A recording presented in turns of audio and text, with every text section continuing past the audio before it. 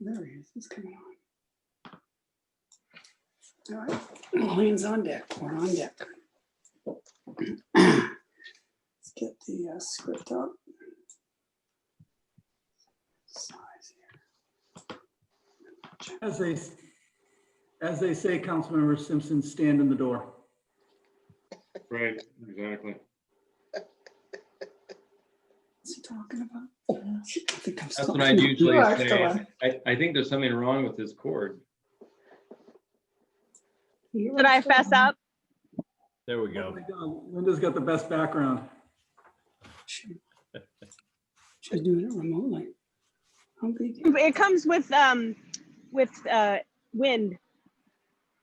It comes with wind. Special So does effects. Jason. Yeah, Hey, I don't have that much hair to blow in the wind. that was good. Oh, shit. Hi, man. Done here. That was good.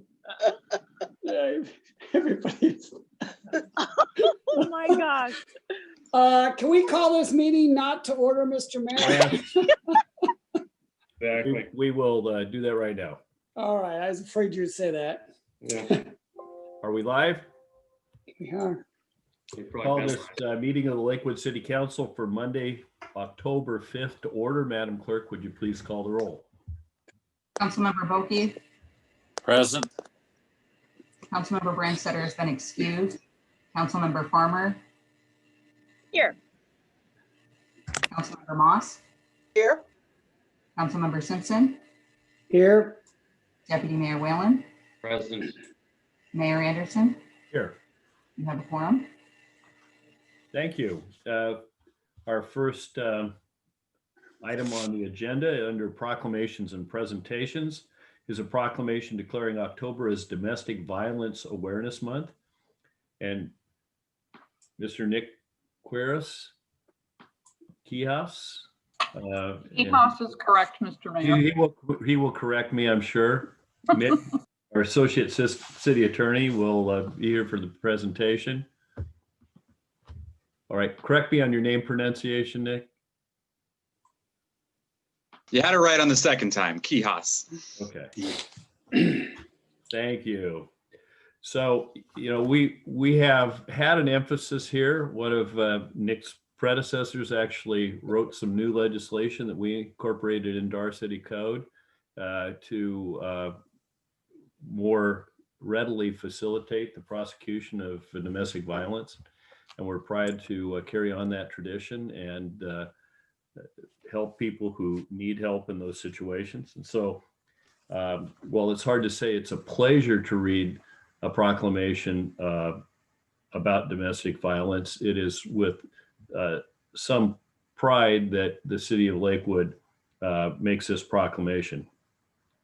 Whereas the city of Lakewood believes that domestic violence in all forms, whether involving assaults, threats, dating violence, stalking, violation of protection orders, or other manners of violence, negatively impact individuals, families, and the community. And whereas the city of Lakewood understands in particular the adverse impacts on a child who is present, witnesses, or is aware of domestic violence in the home or in the family, and it can be both immediate and lifelong. And whereas the city of Lakewood recognizes that the persistence of domestic violence is about more than relationship problems or family issues, rather, it is an issue that carries both immediate and long-term adverse effects for the victims, families, schools, and workplaces that can last for generations, as well as for first responders, the criminal justice system, and domestic violence advocates and service providers. And whereas from January 1st, 2020 through July 31st, 2020, the City of Lakewood Legal Department, on behalf of the citizens of Lakewood, University Place, Steilacoom, and DuPont, filed 303 domestic violence cases, an average of about 43 filed per month, including 42 cases of exposing a minor child to domestic violence, while recognizing these figures reflect only crimes that have been reported and are likely well below the actual occurrence rate. And whereas in an effort to not only hold violent members of society accountable for acts of domestic violence, but also in an effort to provide assistance to victims and their families exposed to domestic violence, the City of Lakewood remains committed to a collaborative effort between law enforcement and prosecution, as well as other entities, both civilian and military, providing support and advocacy for domestic violence victims and their families, ensuring these individuals receive support, assistance, and information to educate, protect, and ultimately reduce and eliminate acts of domestic violence. Now, therefore, the City of Lakewood Council hereby proclaims October 2020 as Domestic Violence Awareness Month in the City of Lakewood and urges all citizens to join us in recognizing domestic violence as a crime with impact on individuals, families, and our community, with the ultimate goal of educating, protecting, and ultimately eliminating and reducing the acts of domestic violence. Proclaimed this 5th day of October 2020, Don Anderson, Mayor. And Mr. Quijas, would you care to say a few words on behalf of the legal department and its efforts? Absolutely. Yeah, I think, I'm encouraged in some ways to see the numbers in this proclamation actually reflect a downward drop. I'm hesitant certainly to leap forward and declare, victory here, as that's still a problem, and this has been a strange year. And so, our efforts are ongoing. We have quite an emphasis on domestic violence within our office. We give a lot of attention to any domestic violence cases that come through, both as far as the proclamation indicated, holding the offenders accountable, but also providing resources to the victims, trying to help them is definitely a very large emphasis of our approach. We have a individual in our office whose the majority of her focus of her job is outreach to the victims of domestic violence, connecting them with resources, maintaining a line of communication with them to help them through the process. That's a very big part of what we do. But then on the other side, making sure that we are having accountability. We, as I said, pay a lot of attention to those cases. We work very hard to hold people accountable, including we put forth a lot of efforts, frankly, to get offenders into treatment, try and stop that cycle of violence that you talked about in the proclamation. I think that to us is a very important focus of what we do, is to try and prevent it from happening again and stop it in its tracks. So it's something we've put a lot of effort into. We've had a lot of help from Lakewood Police Department, a lot of help from the municipal court. I'm very encouraged by what I see. Well, thank you. And thank you for all the efforts that you put forth every day. It's sometimes hidden from the community, but a very important function that goes beyond normal law enforcement and delves into the social service sector in a very meaningful way. So thanks again for what you and your contemporaries do. And we hope to see that those numbers get lower over time. Thanks. Absolutely. We now move to the Youth Council report. First, I would call on Josephine Kaiser, who will provide the Youth Council report and the Harrison Prep School report, and then we'll have some additional panelists from other schools giving reports on their particular school. Is Ms. Kaiser available?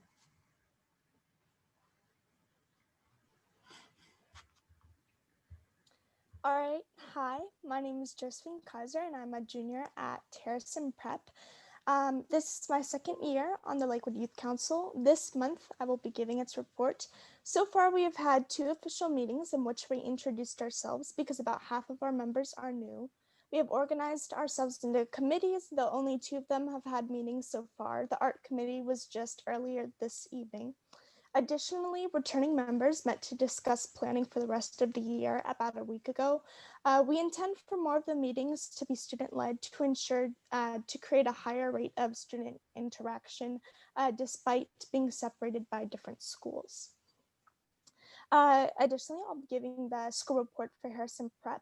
About 2 weeks ago, we set elections for the ASB student board, and last week we just finished individual grade rep elections.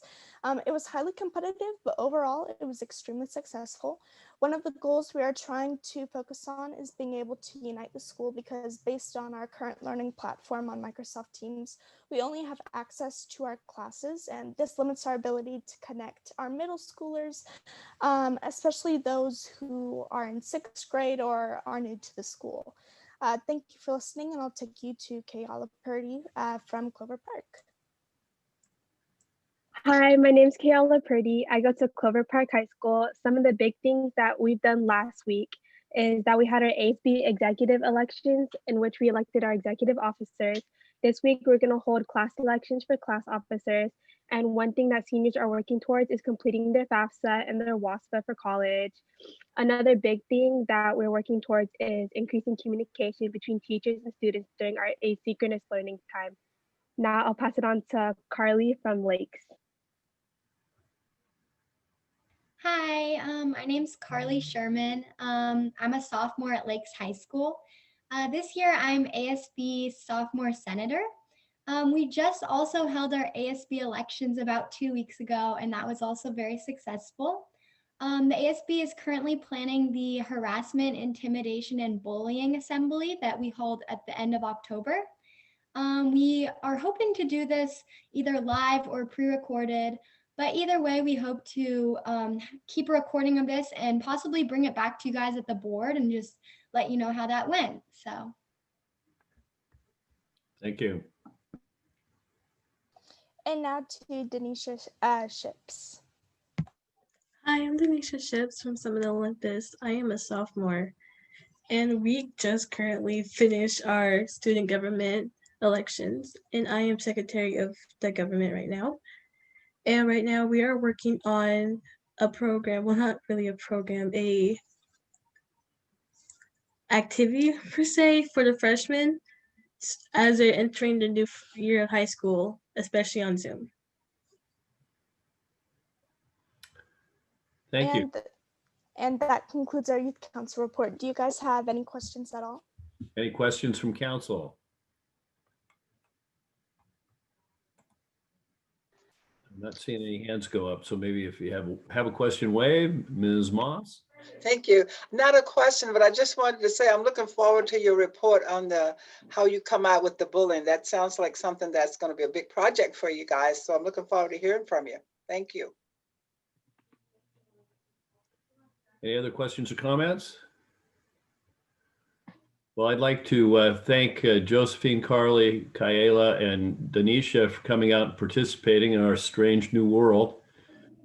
We hope to see you in council chambers in person well before the year is over. And I know you have a lot of things that you can do to help in the community, and this pandemic is standing in the way. So hang in there, and we're ready to see what great things you do in the future. So thanks for participating. Thanks for coming out tonight. We really appreciate it. So we now move to the Clover Park School District report. For this, we have School Director Alyssa Anderson Pearson.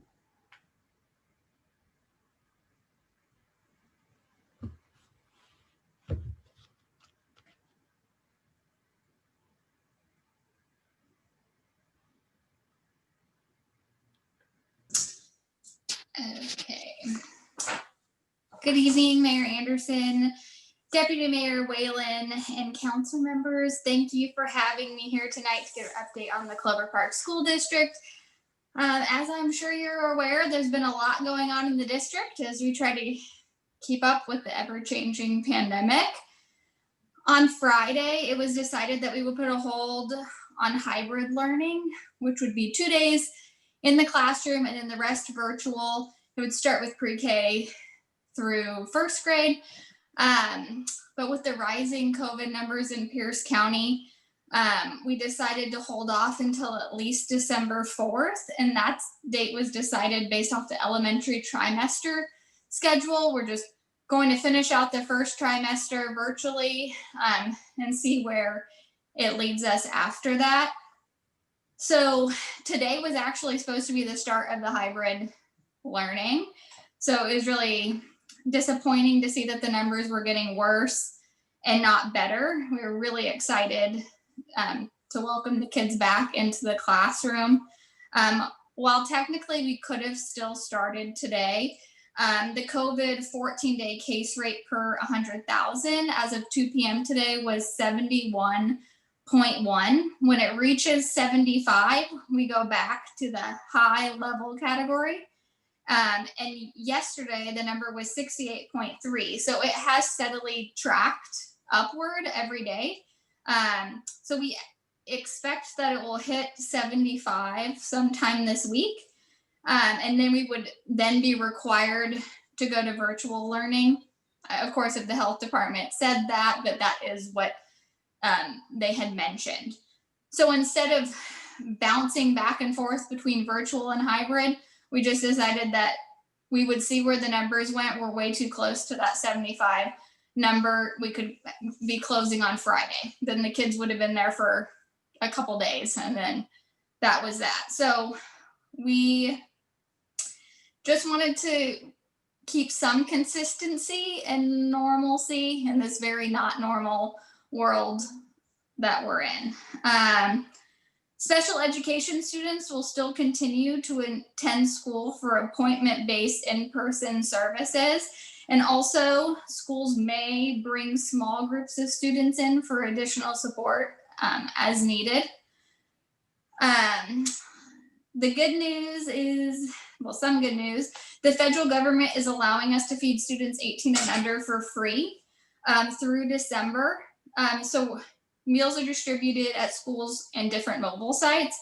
So we're really thankful that all students are able to get the meals instead of just those on free and reduced lunch, or of course, before it was you could pay for it as well.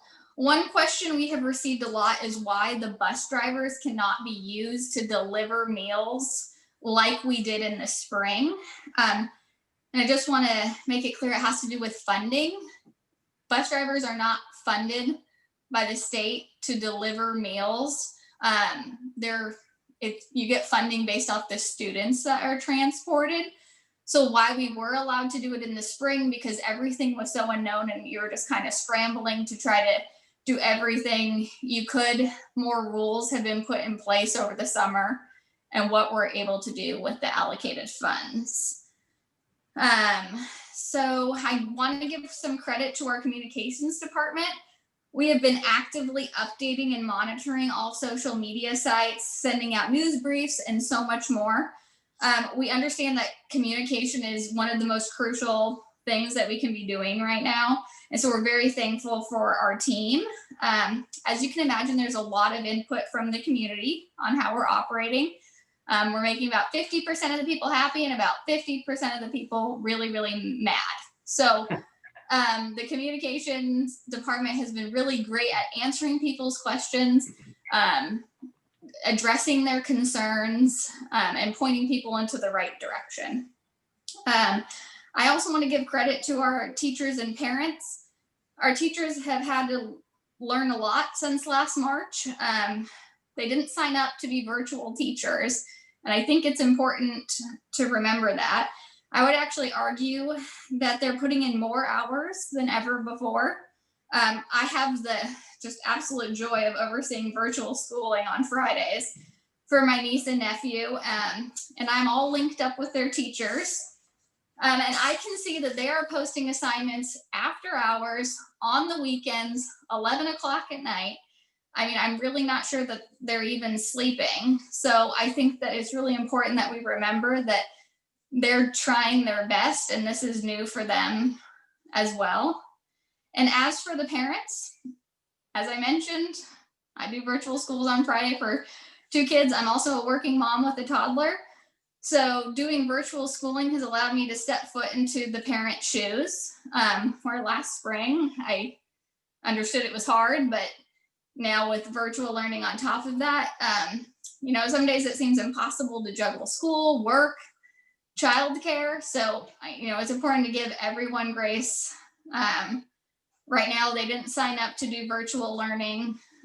They're at the mercy of what we decide and the health department decides. So we just are really thankful for all the parents for working with us, and, you know, just trying to bear with us. I understand that what's best for one family is not the other. We just unfortunately cannot cater to every single student. Every student's needs are different. So switching gears a little bit, impact aid surveys are underway. We need parents to fill these out by Friday, October 13th. The survey information is confidential, but we get impact aid money from those surveys. So we're hoping that the parents can fill those out, as it will help with funding. And to end on a positive note, 10th, 9th, and 10th grade students received the Elizabeth Wesley Youth Merit Incentive Award. And this award recognizes African-American 9th through 11th graders who have earned a 2.5 GPA or higher, and they each received $350. So if you have any questions, I can try to answer them. Any questions? Try to find my participant button. Let's see, where we go. Not seeing any raised hand. Good question. Mr. Whalen. Alyssa, what's been the response from the parents with regard to the connectivity issues? Are they able to effectively get most of their kids to remote in?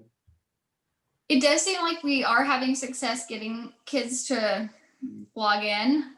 There are still some students that haven't, and I know that we're teachers and administrators, they're doing house calls essentially to try to figure out how to get them online.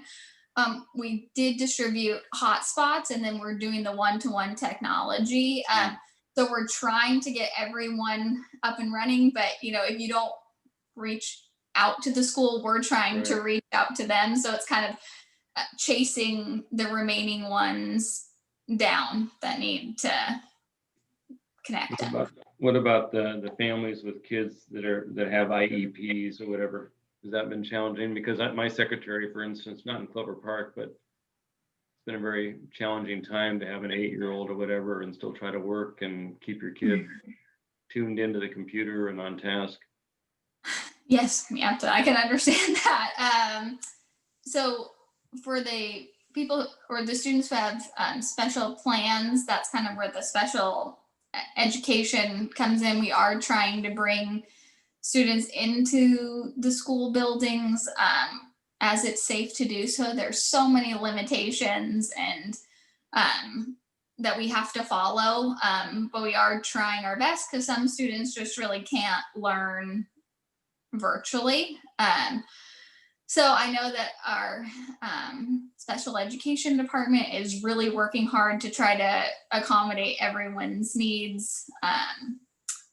But yes, keep even 5th grade or kindergartners who don't have special learning plans, it's nearly impossible to get them to sit in front of a computer. But you know, you do some live learning and then asynchronous learning where you just work on packets or the classroom work, and then you can go back to the virtual learning. So I know they're trying to make it work. I learned what asynchronous meant today with my own kids. So Yeah. I guess that probably should have been more clear at the beginning. Too many syllables for me. Yeah. There's a lot of words that the general public does not know in education, and boy, are you learning it if you're doing virtual learning right now. Any other questions? Well, thanks a lot for the update. All right, thank you. Have a great night. See ya. We now move to the public comment section of the agenda. This is when any member of the public may make comments on any matter which is pertinent to the council. You have 3 minutes to do so. The public comments are accepted by mail, email, or live virtual comment. Send your comments in advance by mail or email to Brianna Schumacher, City Clerk at 6000 Main Street, Southwest, Lakewood, Washington, 98499, or bschumacher@cityoflakewood.us. Comments received up to 1 hour before the meeting have been provided to the council electronically. Comments received by the clerk are acknowledged at this time. Ms. Schumacher, have any written comments been received? Mayor Anderson, we did not receive any written comments in advance of this evening's meeting.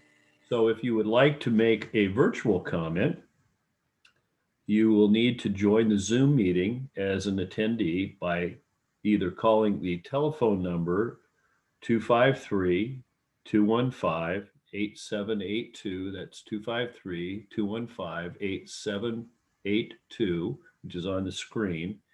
Enter the participant ID number 868-7263-2373, or sign on to zoom.us/join and enter participant ID 868-7263-2373, and we'll leave those on the screen. Upon entering the meeting, you please enter your name or other chosen identifier and use the raise hand feature to be called upon. When you are unmuted, please provide your name and city of residence, such as John Simpson, Lakewood, Washington, and you will be allowed 3 minutes to speak. Outside of the public comments, attendees on Zoom will continue to have the ability to virtually raise their hand for the duration of the meeting, but you will not be acknowledged and your microphone will remain muted except during the period of time you're called on to provide your comments in your 3-minute period. Has anyone entered the meeting to indicating they wish to make public comment?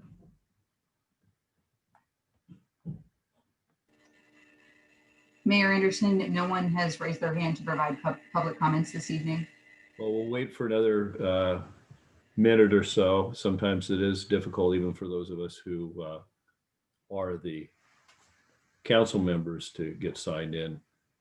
I had a little glitch today, so I'm in it at 7 o'clock. So we'll wait here. Is there anyone else who's trying to sign in to make comment?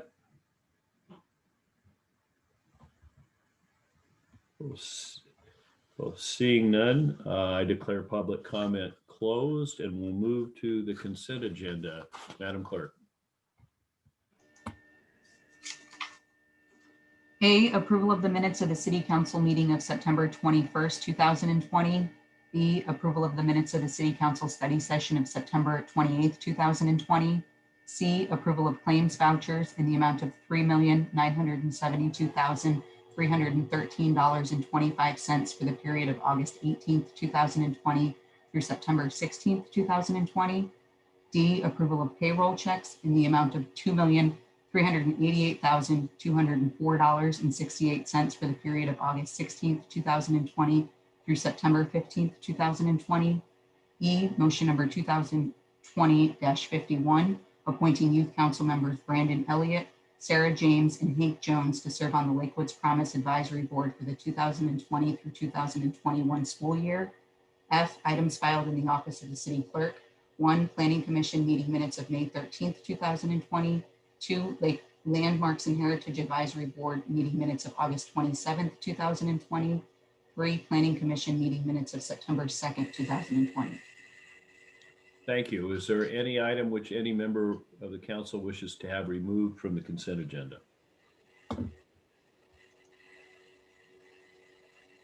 Seeing none, I'd entertain a motion.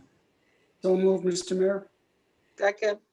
It's been moved by Mr. Simpson, seconded by Ms. Moss, that we have adopt the consent agenda. Is there any further discussion?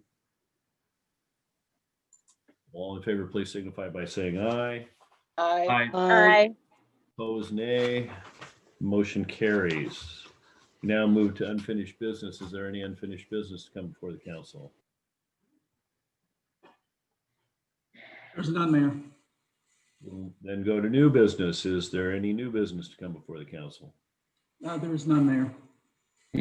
Then we move to reports by the city manager, Mr. Caulfield. Thank you, Mayor. We have 2 items this evening. The first is to review the 2021 property tax levy proposal, followed by the presentation of the 2021-2022 proposed biennial budget. The first item is going to be handled by our Assistant City Manager for Administrative Services, Todd Kraus. So with that, I will turn it over to Ms. Kraus.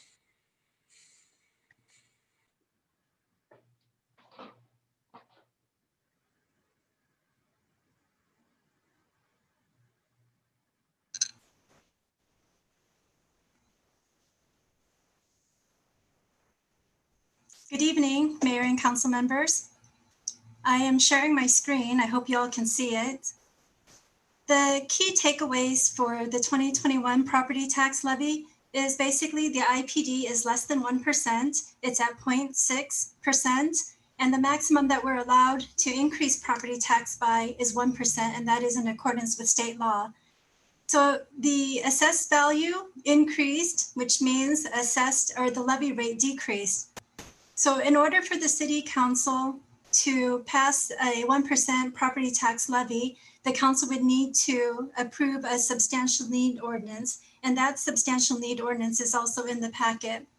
So on page 72 is the city council options and considerations. We've laid out the options 1, which is a 0 increase, option 2, which keeps it at the 0.6%, which is less than IPD, and or less than the 1% is authorized by state, and then option 3, which is the maximum per the state statute. So our recommendation is that the city council continue to approve a 1% property tax levy. And by doing that, that would result in an estimated $6.16 increase to the average homeowner compared to the 2020 payment that they made. And this would be a change of 1.8% compared to the 2020 payment. So that concludes my presentation.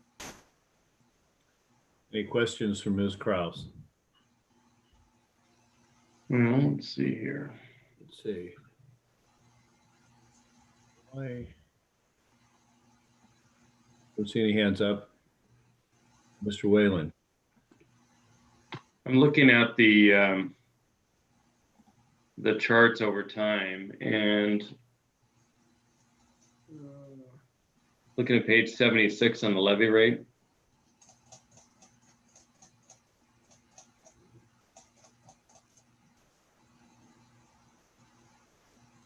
So while the levy rate has come down over time, it looks like the residential rate per thousand, per average thousand has, effectively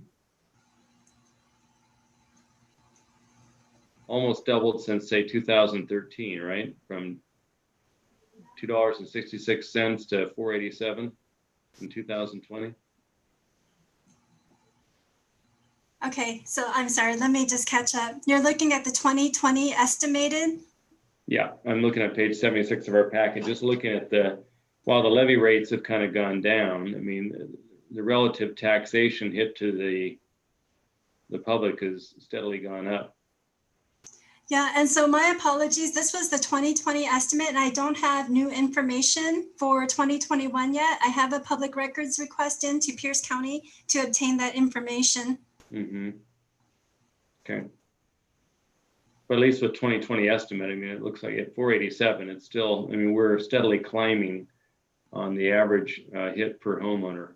Yes. 1,000. I'm confused. Mr. Mayor. Is that the taxable value or is that the tax rate? Because you're dropping the tax rate, but this thing says that I think that's the taxable values. Oh, I'm sorry. It's taxable values. My apologies. The tax rate is the orange line, right? Yes. The bar graph is the values. Yes. That's still per assessed thousand though, right? The levy rate is per thousand.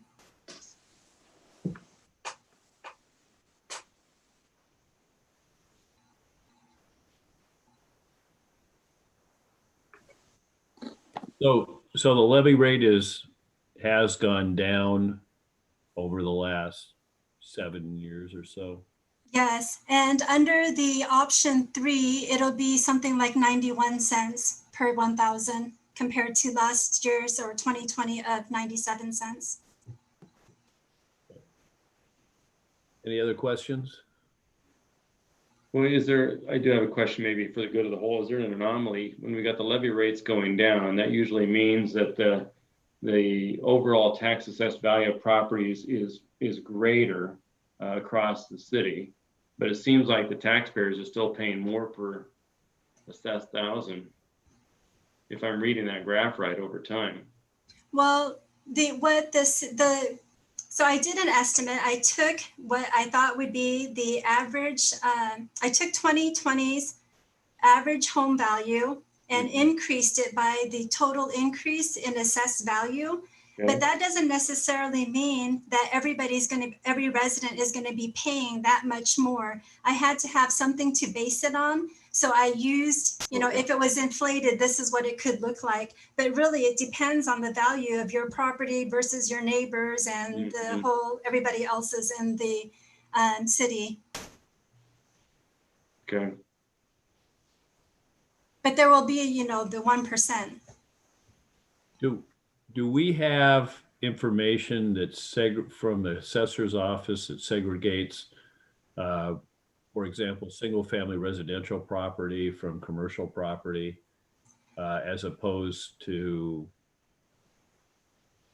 guessing or using real estate average sales prices to determine what an average house is?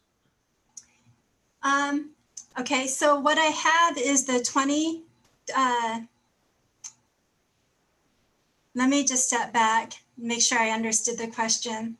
You want to know what the 2021 property tax would be on residential versus commercial? Well, no, I said when we're comparing, Mr. Whalen asked, if it appeared that the actual rate per thousand was, or the effective tax on an individual home was going up, even though our levy rate was going down, because there are multiple parts to the equation. That was my understanding of what the question was. I was asking if we have the ability to segregate out residential values as opposed to commercial values, or if the value of or are the estimates of inflationary impact on the value of real property in Lakewood based on the whole. I will see what I can get for the public hearing that is scheduled for November 2nd. Okay.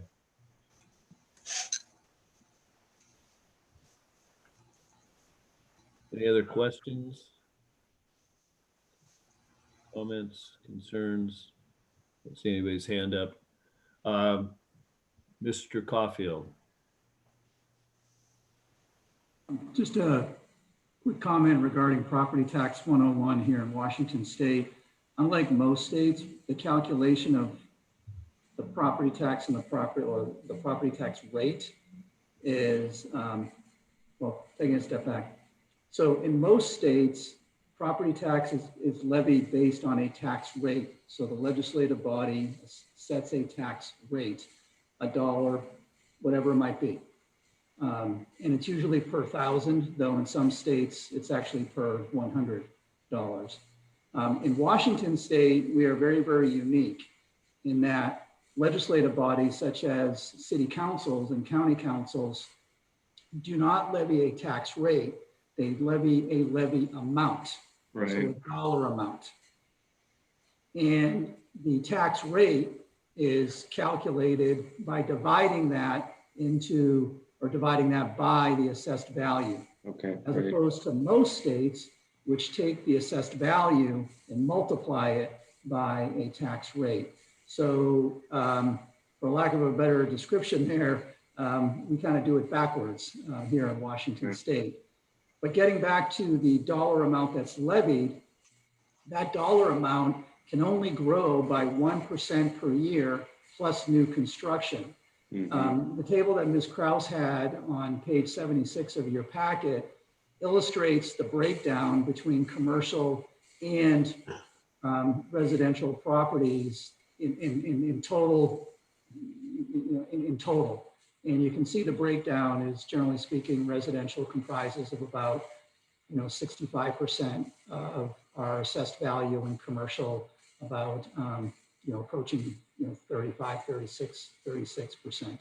But at the same time, the tax rate in the levy amount rather has to be applied evenly. So just wanted to make that comment. It is we are a little different here in Washington State And then the tax rate, what the tax rate is used for is actually to make sure that we don't go over whatever that statutory authority might be. In Washington State, it's $5.90, but that includes not just the city, it includes special districts, the state, et cetera. So it includes a number of agencies there. Also, just a friendly reminder that the amount that the Lakewood City Council levies in terms of the amount of property tax represents, about 8 or 9% of the total tax bill, property tax bill here in Lakewood. The largest component of the property tax bill is actually the state, followed by the school district, which is about 55% of the total tax bill for K through 12 education. And then that's followed by West Pierce Fire and Rescue. And then there's a number of special districts such as the library, ports, also now Sound Transit. The county has a small amount, and then of course the city. But we actually have one of the smallest pieces of the pie. Thank you. Thank you. There's nothing further. Mr. Caulfield, next subject.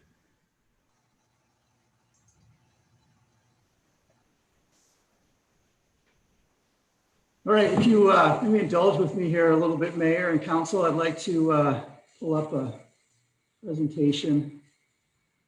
We did a walkthrough, talk through today, so hopefully this is going to work.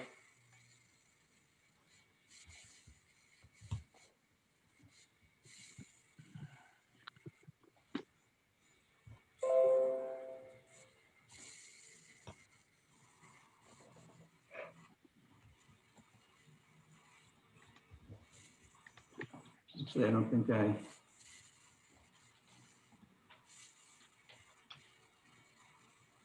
I'm missing something.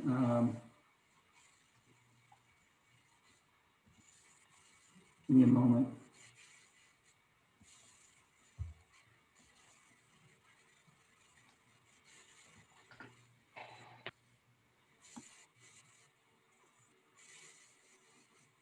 Hey, Brianna, if you're listening, can you come down and maybe give me a hand here?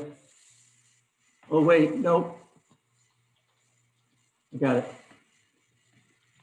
All right, can you see a slide? Yes. All right, I got it. All right, all set, thank you. Thanks, City Clerk. All right. Well, again, good evening, Mayor, Deputy Mayor, and council members. So before I present the proposed biennial budget, I would like to first take an opportunity to recognize our leadership for our organization, particularly our department directors who have been instrumental in developing this budget. Also, a very special note of thanks and appreciation to our incredibly hardworking employees for their commitment to service, teamwork, integrity, and respect, as well as the innovation, creativity, and professionalism that they bring to the job day in and day out, particularly during these difficult times.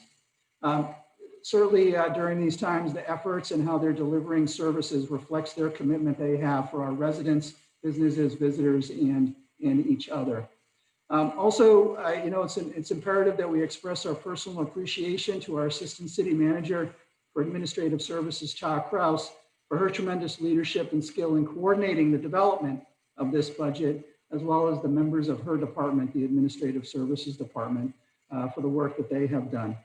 Though budget development is always a very demanding task, in less than 2 months, Ms. Kraus has transformed our budget development process to resolve the severe revenue shortfalls that we have in 2020, 21, and 22, which is an extraordinary accomplishment. I also want to thank all those in our communities that serve and community stakeholders that have contributed to our success, that serve on boards, commissions, neighborhood associations, volunteers, service clubs, the list goes on. You are truly what make our community strong. I'm also confident that the programs and investments included in this budget reflect the policies and direction of the Lakewood City Council and provide a financial plan for another successful 2 years. In the end, this document serves as our commitment to our residents and our businesses that we will strive to do the very best we can with, in these times, the limited resources and the tools that are available to us. So again, I am pleased to present the budget for the coming biennium. It totals $89.8 million in 2021 and $87.9 million in 2022. The budget focuses on prudent financial management, effective service delivery, and providing our residents with the highest quality of life. It's actually a balanced budget and operates within their existing financial resources available given the impact of COVID-19. I think, as we all know, these are certainly unprecedented times, and I don't think there's any need for me to kind of recap, the challenges that we're all addressing here, whether it's economic, financial, a lot of the strife that's going on in our country, and even the politics. From a financial perspective, these are probably the most difficult challenges that certainly I've faced in my career. How it unfolds is still kind of unknown, but what we do know is that it's certainly having a negative impact on the city's finances.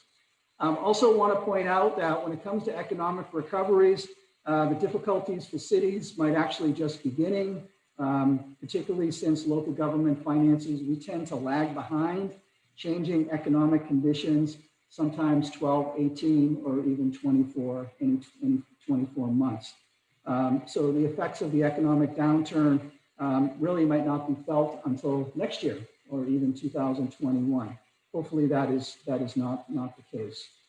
I think a couple of points to make. One is that we have not jumped to conclusions regarding our understanding in terms of what's happening with our revenues. We're going to make decisions based on clear empirical data. Through second quarter of this year, we have experienced a decline in some revenue sources, particularly gambling taxes, admissions taxes, parks and rec fees.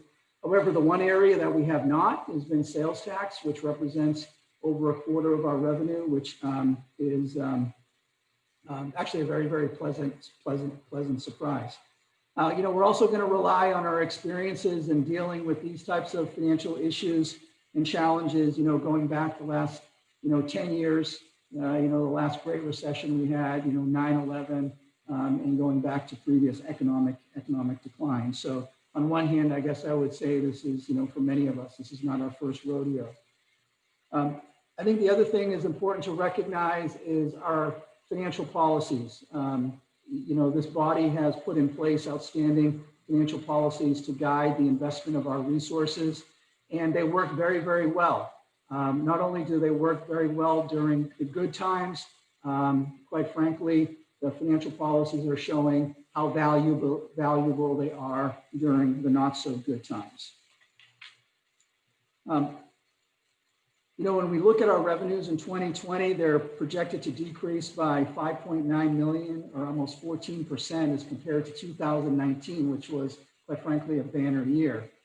This is followed by another decrease of 3.9 million, or 9.5% in 21, and 2.2 million, or 5.2% in 2022. And that's compared to 2019, again, kind of the apex of where our revenue collections have been.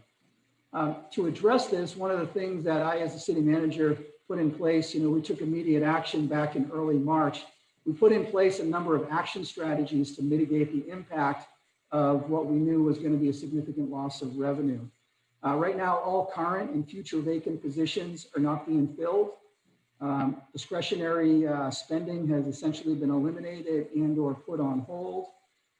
Likewise, anything not covered in those two bullet points need the approval of myself and Ms. Kraus. Fleet and equipment, information technology, property management projects, and replacements are only focused on essential activities and services.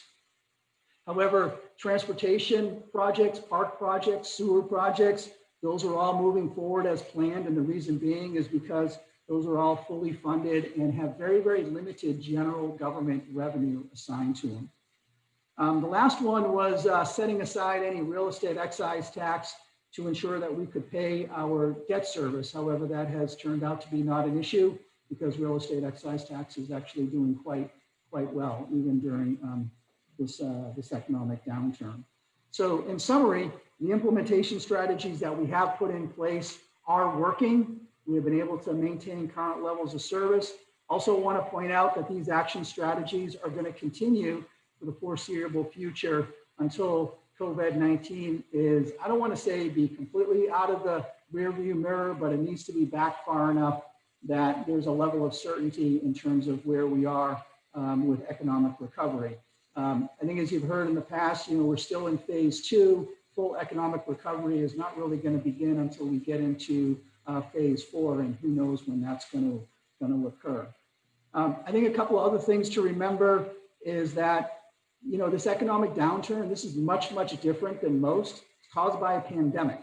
The fact of the matter is that the economic fundamentals of our national, state, and local economies was very, very strong prior to COVID-19. And hopefully the recovery, if it can occur sooner rather than later, will be a whole lot quicker than previous economic downturns.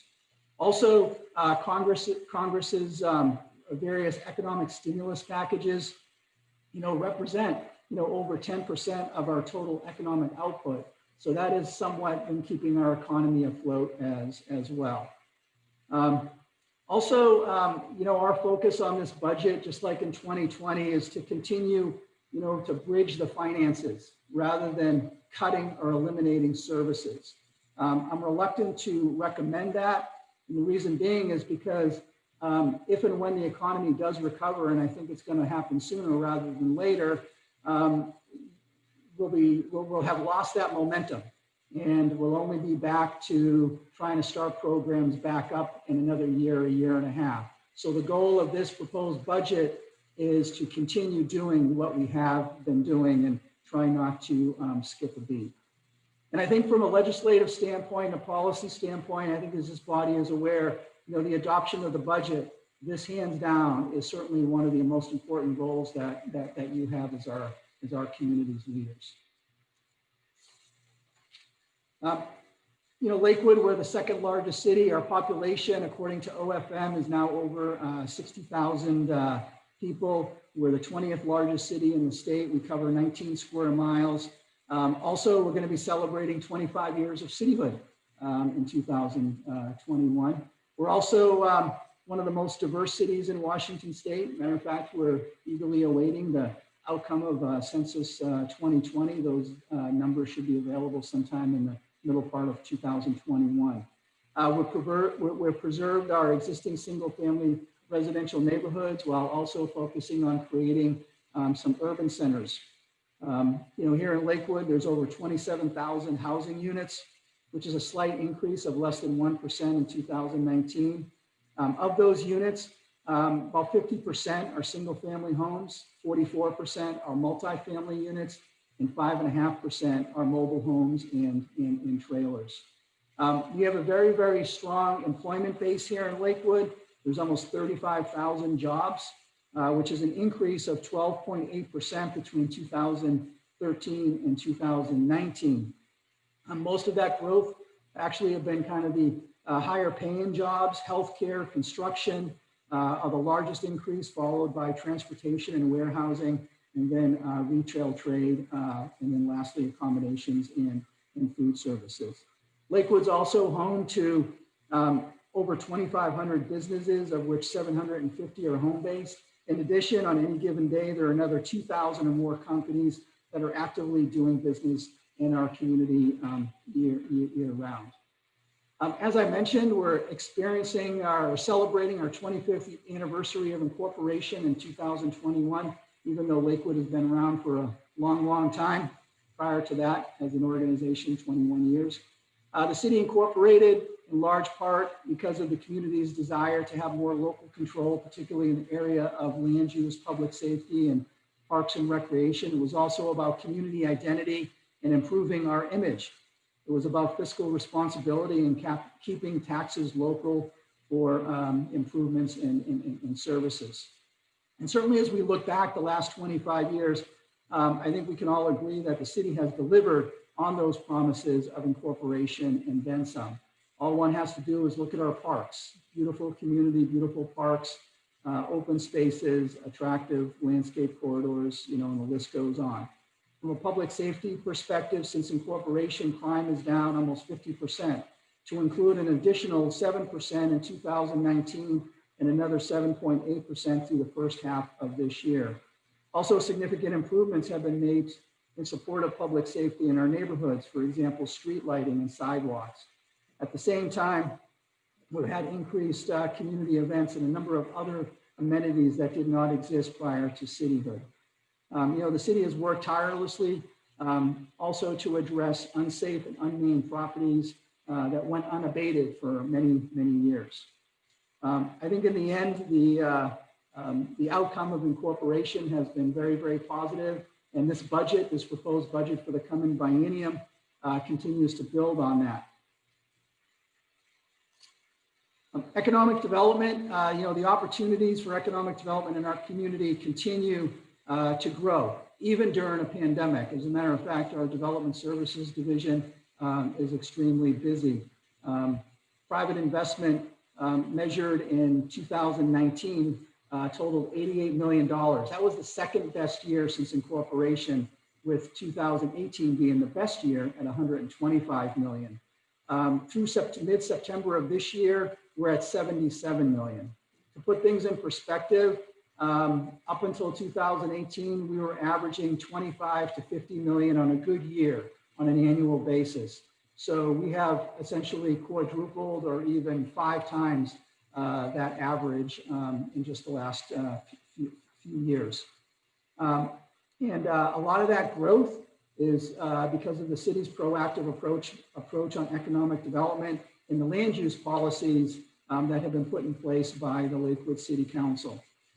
We continue to focus on our community image. Earlier this year, we launched our Build Your Better Here to promote a positive image of Lakewood, and we are certainly getting the work out on that.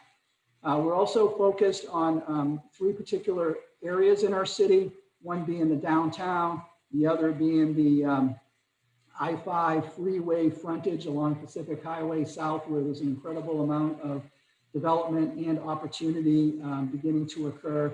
And then, of course, we have our thriving international district.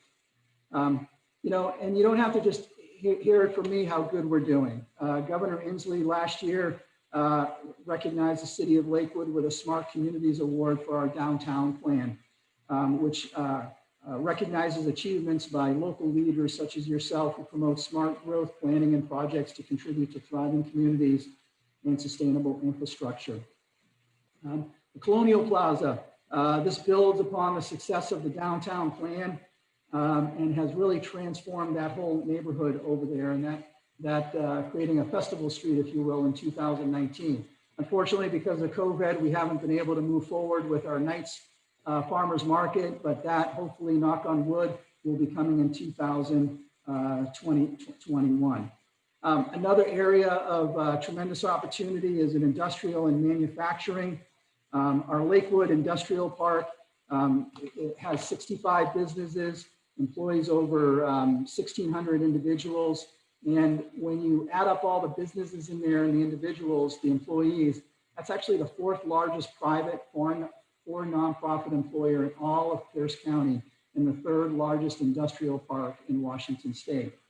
Not to be outdone, the Woodbrook Business Park, 170-acre area continues to come out of the ground, so to speak. In 2018, Panattoni opened a fully leased light manufacturing facility, 476,000 square feet. Currently, there's over 2 million square feet of new development either coming out of the ground or expected to come out of the ground in Woodbrook as we speak.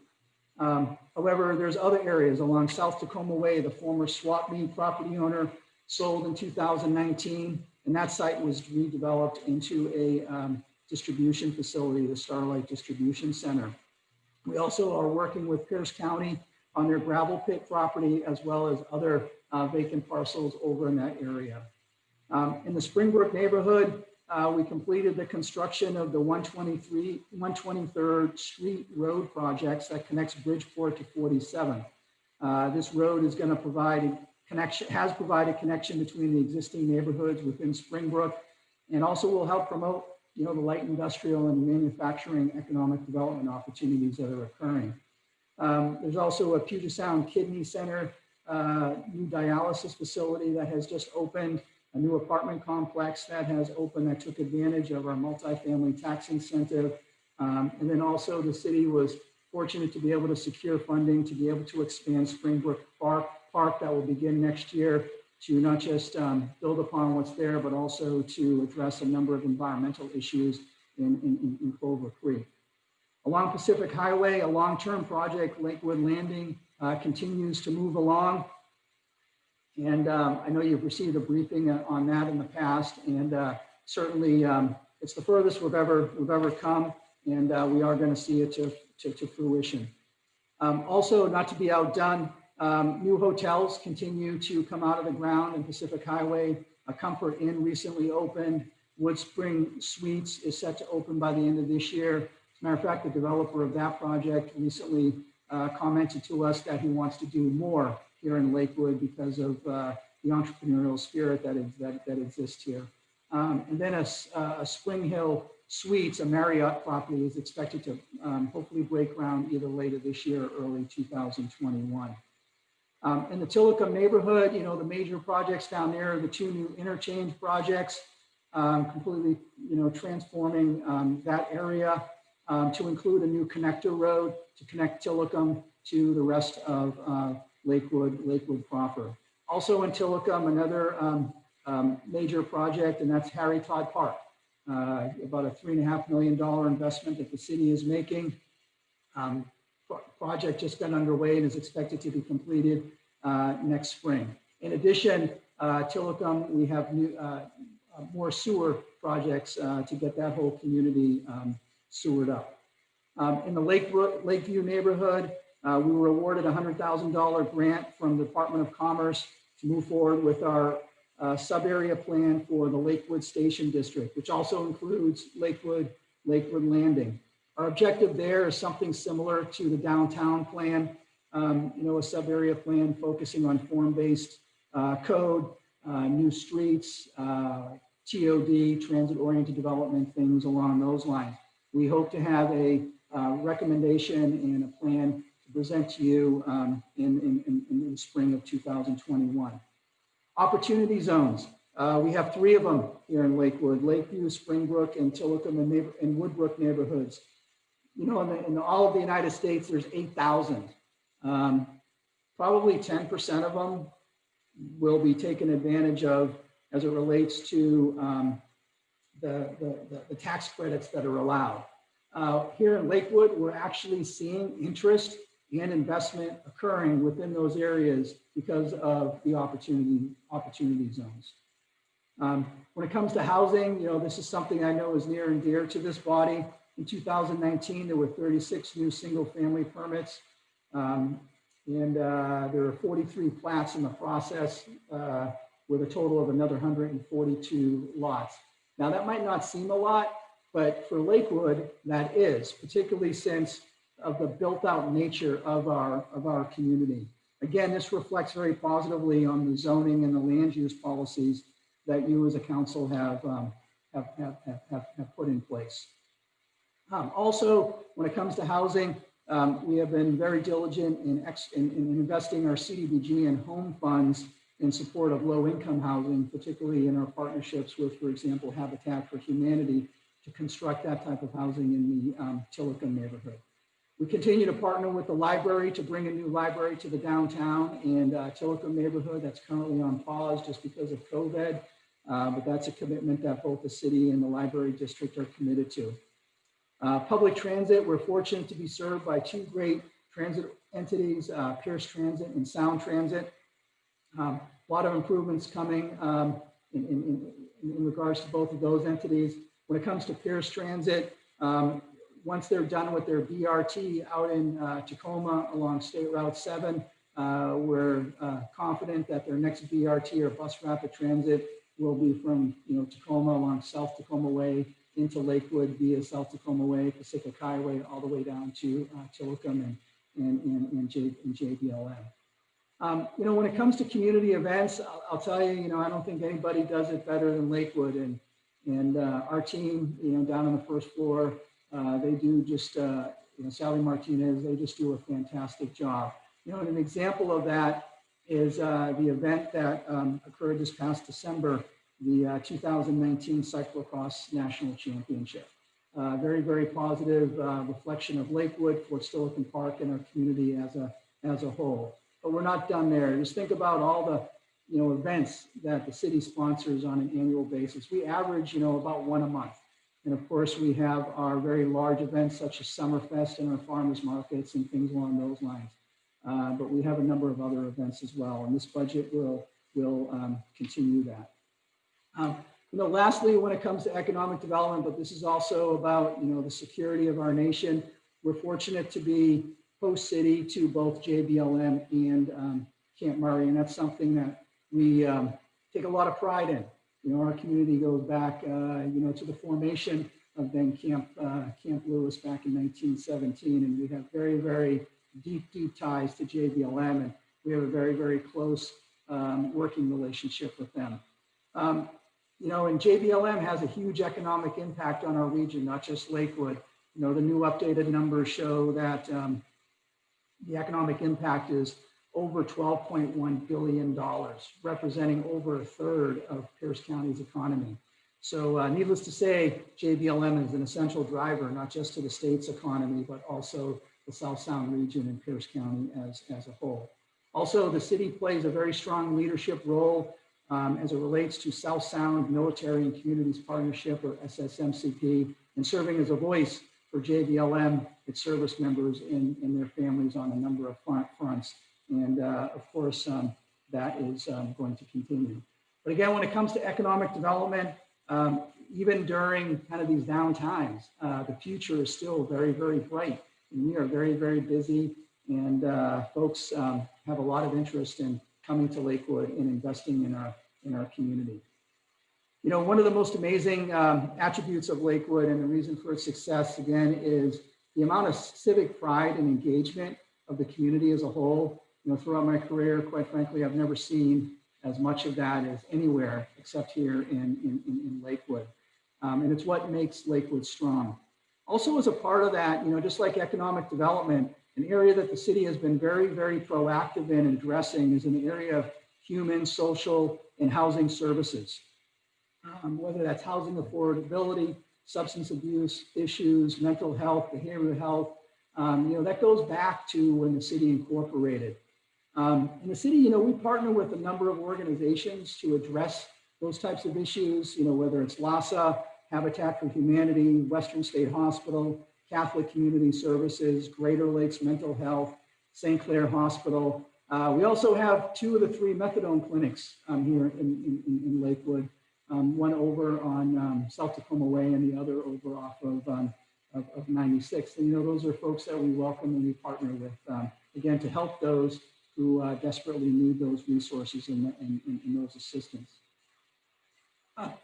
When we look at human services, housing, and homeless prevention here in Lakewood, this is a list of the, it includes the CARE Act. So 15 programs that the city has in place. And I'd like to point out that a number of these are going to continue in the coming biennium, as well as the expansion of some of the others. And this is kind of a snapshot of what we do in Lakewood when it comes to this subject matter. Human services, we allocate 1% of our city's general fund in support of, actually, we take a step back. So for 2021 and 2022, the investment in this budget is $4.29 million, $4.29 million in those programs on the previous slide. The 1% for human services totals $770,000. Going back the last 10 years, that has totaled almost $4.4 million. Those are the current programs are, we fund 18 nonprofit organizations that fund 24 unique programs here in Lakewood. A tremendous safety net here for those here in Lakewood that need that help. Another program is our behavioral health contact team. That was started in February of 2015 by our police chief. It's a partnership where we have a police officer with a mental health professional from Greater Lakes Mental Health. On average, they help over 550 people a year. These are 550 people who desperately need assistance, and they've been able to help them. Going back to 2015, it's actually over 3,000 individuals who have been helped by these two individuals. So pretty powerful results for, quite frankly, somewhat of a limited investment. Because of that, this budget actually proposes adding a second mental health professional to continue to help in that area. One of the things that we have seen is that there is still a greater demand out there for these services, but also in support of our rental housing safety program. Our team members there offer and encounter people in distress who need this type of assistance. So we do think that by expanding the program would be very, very positive. Another is down in our court in support of our public defenders.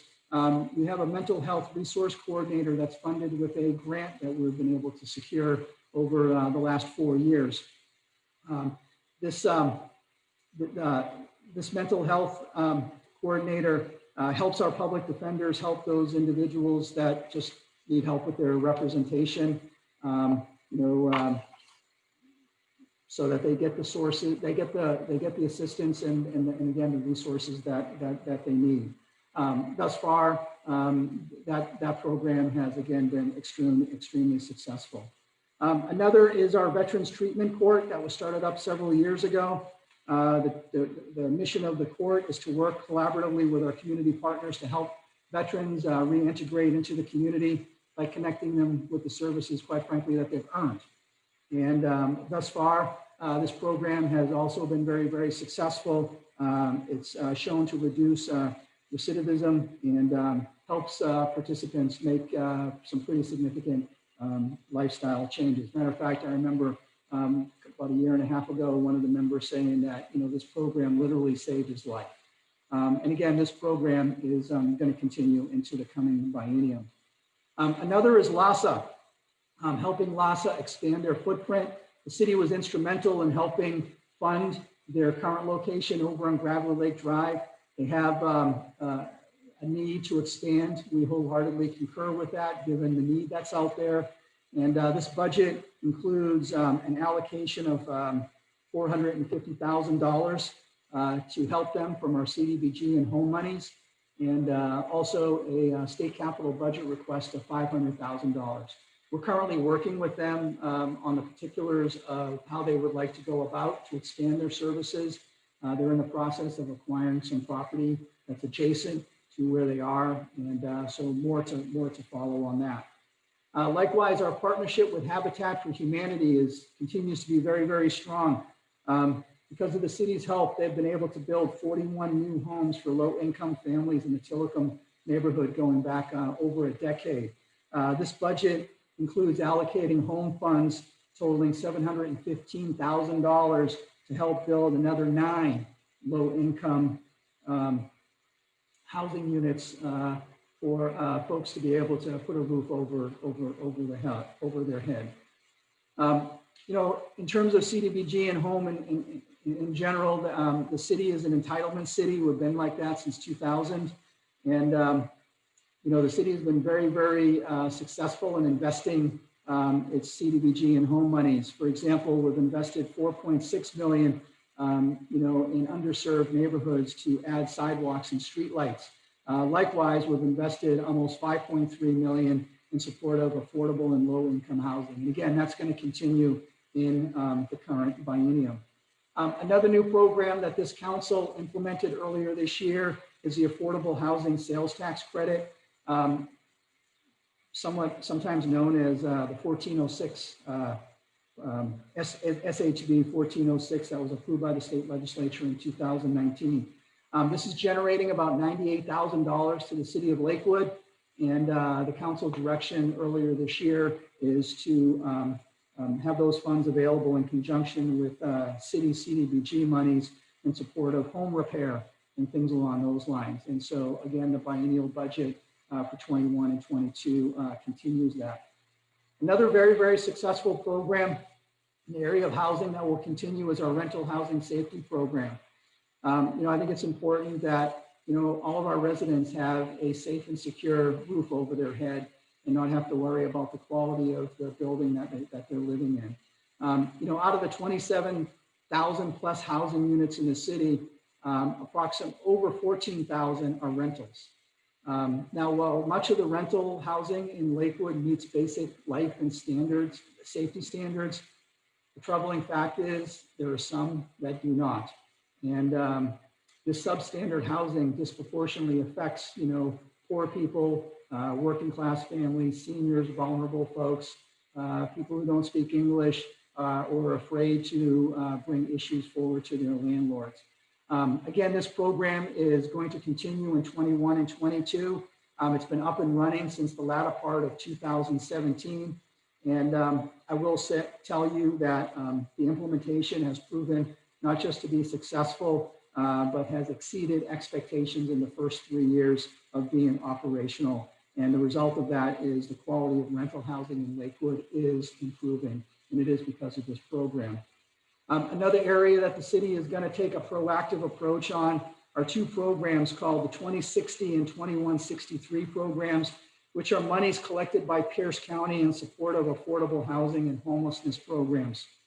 And those dollars are made available primarily to nonprofit organizations.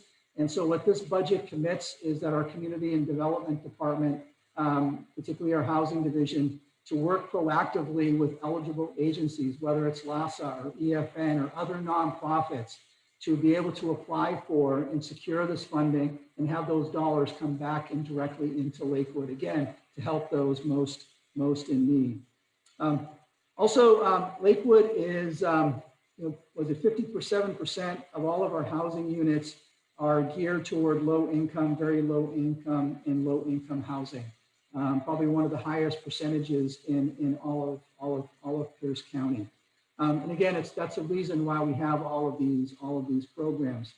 And even though the market is very, very tight, there are still numerous low income options for folks here in Lakewood. For example, we have 26 mobile home parks. I mentioned Habitat for Humanity, LAHSA, Pierce County Housing Authority operates 4 multifamily apartment complexes. They also provide Section 8 housing for a number of renters. And then there's just a number of agencies and private property owners that operate subsidized low-income properties here in Lakewood. And actually, when you combine that and add that all up, subsidized housing totals almost 3,000 housing units, or about 11% of our total housing stock here in Lakewood. The other area is housing policies. This body has, again, prioritized both economic development and housing, to help create, who and what we are, and also to address, the missing middle housing for current and future residents. And, some areas that this body has done this is the downtown plan, or the new sub-area plan for our Lakewood station, as well as updating our ADU code in terms of policies and development requirements. And so again, very positive reflection on the Lakewood City Council in doing that. Another area, the Cohen's Veterans Center. This is a partnership with SSMCP, the Cohen's Veterans Network. They opened a clinic in March 2019 to serve not just Lakewood, but the South Puget Sound region. It's located over on Mount Tacoma Drive. It's a private foundation established to provide veterans and their family members at no cost assistance with mental health care.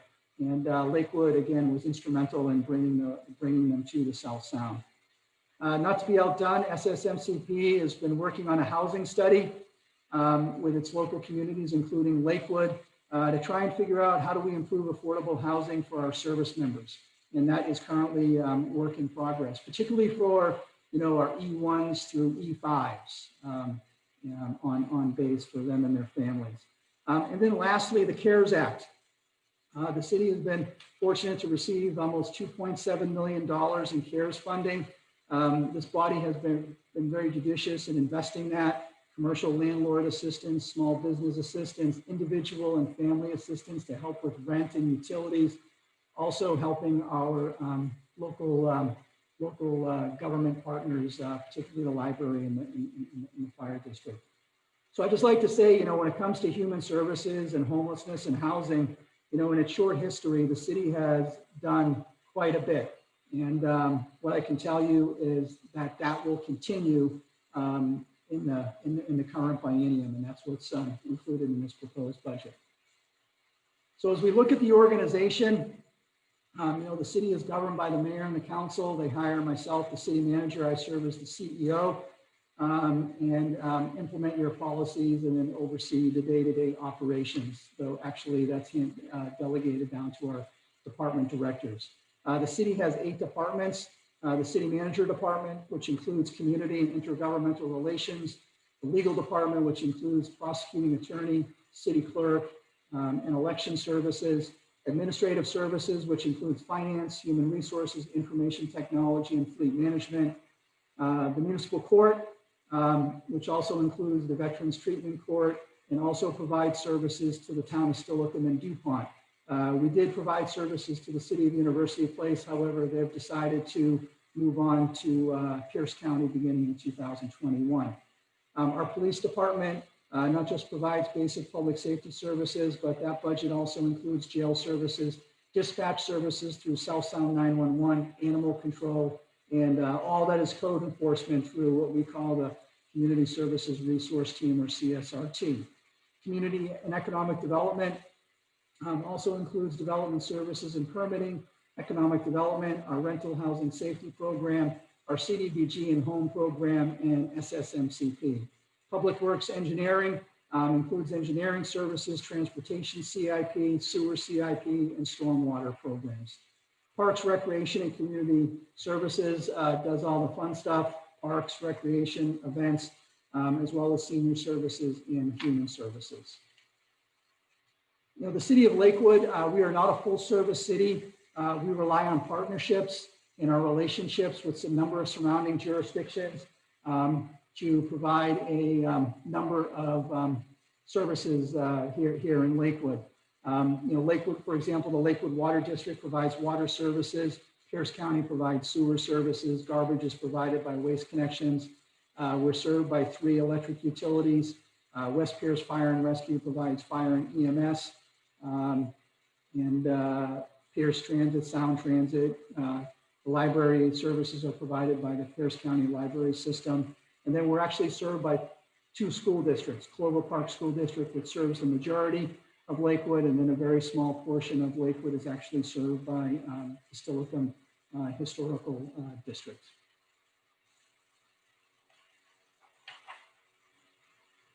You know, the primary purpose of the budget is to develop, adopt, and implement a fiscally sound and sustainable plan for establishing, you know, the goals that this council has identified. Back in 2015, the City Council adopted a vision statement in terms of what the city will look like in 30 years after incorporation, which is 2026. And we have been making very good progress in that direction.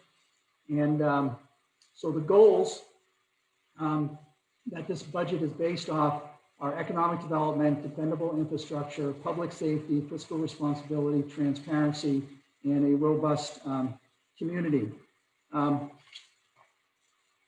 You know, earlier this year in March, right before the bottom fell out, the City Council held a goal-setting retreat.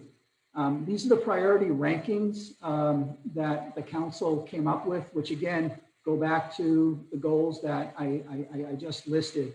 Ultimately, the council has not had an opportunity to reconvene a retreat to finalize these goals. However, we needed something to build upon. And so these are the items here that we built this budget upon.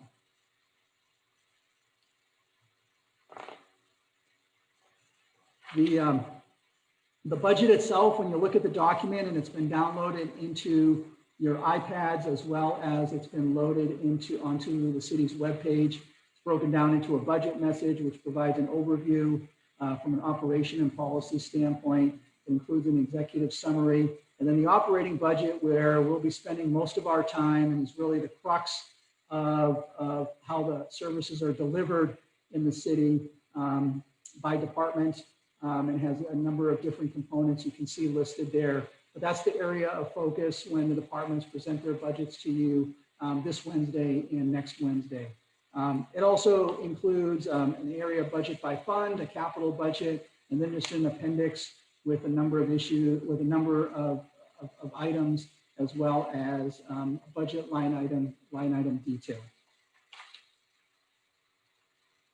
You know, in the end, the purpose of the budget is to provide a link between the council's goals and the programs, and to make sure that they're being measured and reached. I will say that once again, this budget is results and performance oriented. The budget does include the incorporation of performance measures. Also, I think as you're aware, we're constantly taking a look at how to improve our operations and services. And again, this budget builds upon that. You know, some key highlights from a numerical standpoint, again, the proposed budget for 21 and 22 is $89.8 million in 21 and $87.9 million in 22. And you can see it's broken down by the various components there: general government, capital improvement, utility, and internal service funds. The general government funds, that's really the general fund, as well as a number of special revenue funds. That's where most city services, operational services are provided from. That totals $55.9 million in 21 and $56.7 million in 22. The regular ongoing revenues are projected to total $39.3 million in 21 and $41.1 million in 2022. Just for comparison purposes, in 2019, operating revenues were approaching $43 million. So you can see the impact that COVID-19 has had on those revenue sources. Major operating revenues include, you know, the top three are sales tax, property tax, and utility taxes, which comprise almost 60% of our revenues. Sales tax is 26%, property tax about 20%, and utility tax is about 15%. And then the rest of revenues are made up of franchise fees, other taxes such as gambling or admissions taxes, state shared revenues, development fees, things along those lines. And then where the money goes. So from an operational perspective, total operating expenditures are projected to be a little over $39 million in 21 and a little over $40 million in 2022. I'd like to point out that even though we have a significant operating deficit in 2020, again, because of the work that we've done and the approach that we've taken with our budget, we actually have an operating surplus projected for 21 and 22, which is quite amazing. Majority of the budget actually goes to public safety, which is police, court, jail, CSRT, dispatch, South Sound 911, animal control, things along those lines, which comprises about 67% of the total operating budget. This chart right here just illustrates the kind of the change in revenues. You can see that in 2020, revenues are projected to decrease 14% and then begin to uptick in 21 and 22. But again, will be several years before we get back to where we were in 2019. Likewise, we've had to make changes on the operating expenditure side. And so you can see that operating expenditures are growing at a much slower rate there. However, generally speaking, pretty consistent with operating revenue and operating expenditure trends going back to 2019. And this table right here just really kind of just illustrates you can see the big hole there is in 2020, where operating revenues have fallen short of operating expenditures. I'm sorry, operating revenues have fallen short. But again, you can see where we were in 2018 and 19 and going back to, actually, so our revenues in 2020 are about the same where we were in 2015. And 2021 and 2022 are kind of back to where we were in 16 and 17. It's also critical that we have, I'm sorry, I missed something. It's also critical that we have, reserves in place. This budget does not propose drawing down on our 12% reserves at this point in time.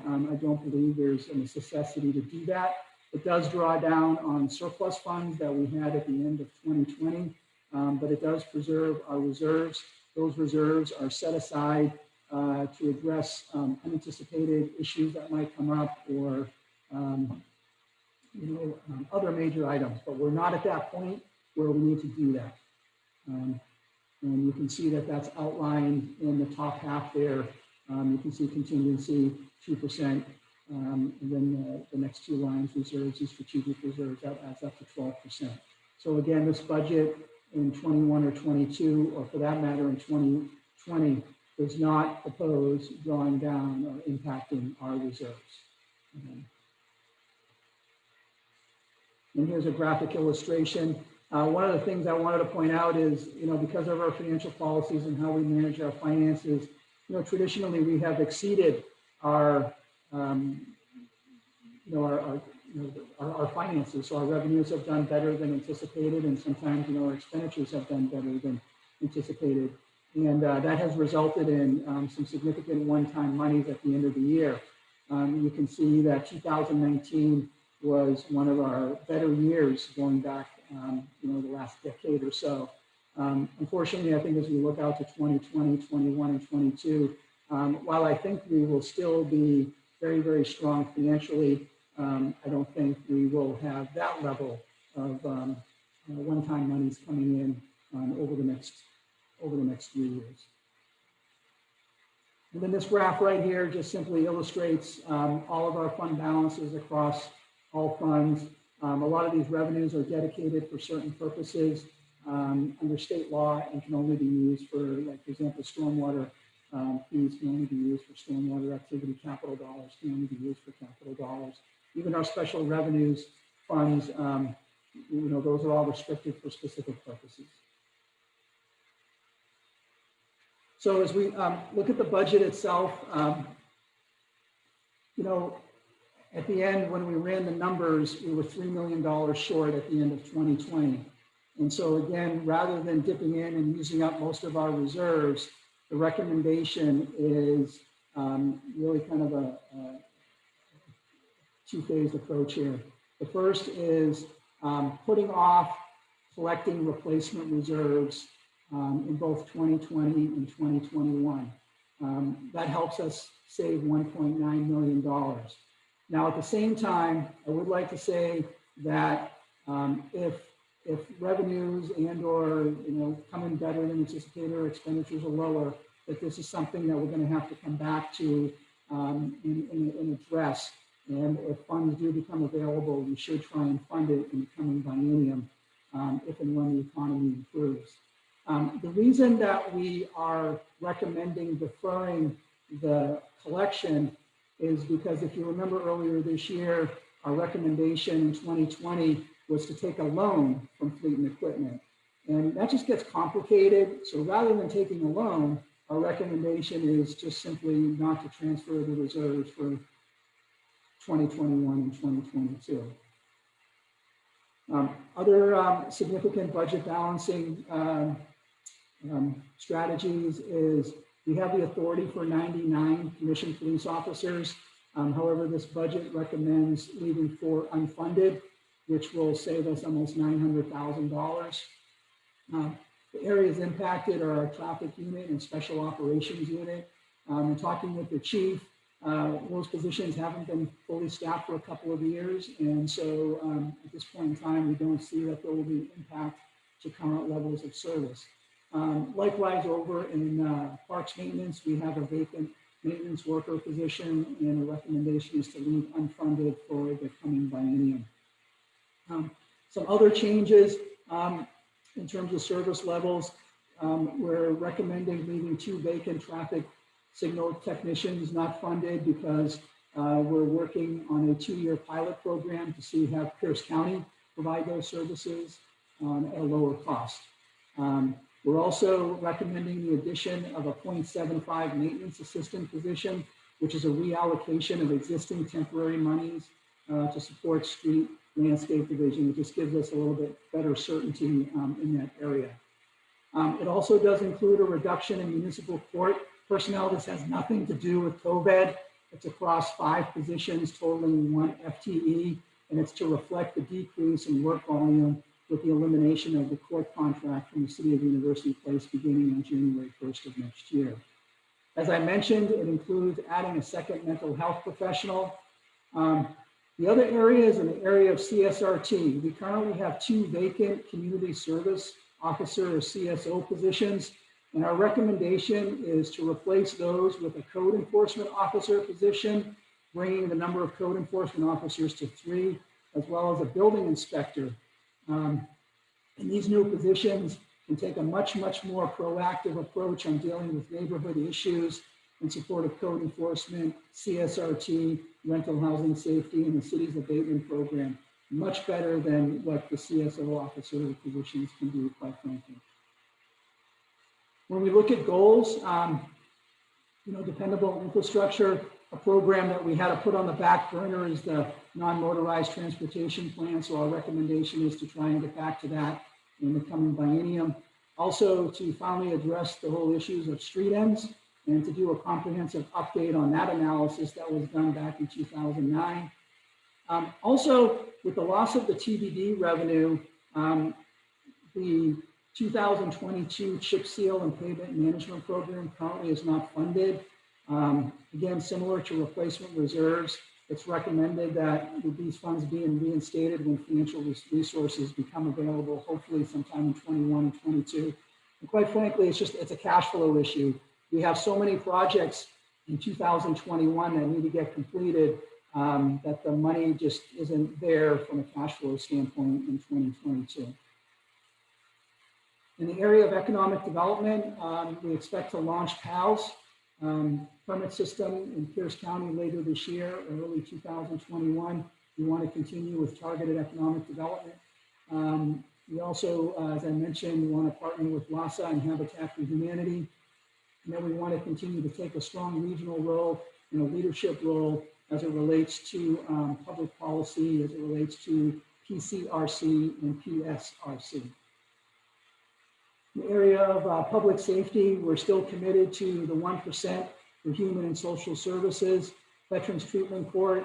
I think as you're aware, by the end of this year, all of our patrol vehicles will have in-car camera systems. And we want to continue to evaluate the feasibility of a body camera program, though we continue to work with all the cities here in Washington State, work with the state legislature to deal with the issue of not just funding, but most importantly, the issue of PRA issues surrounding that. Continuation of our rental housing safety program and our abatement program.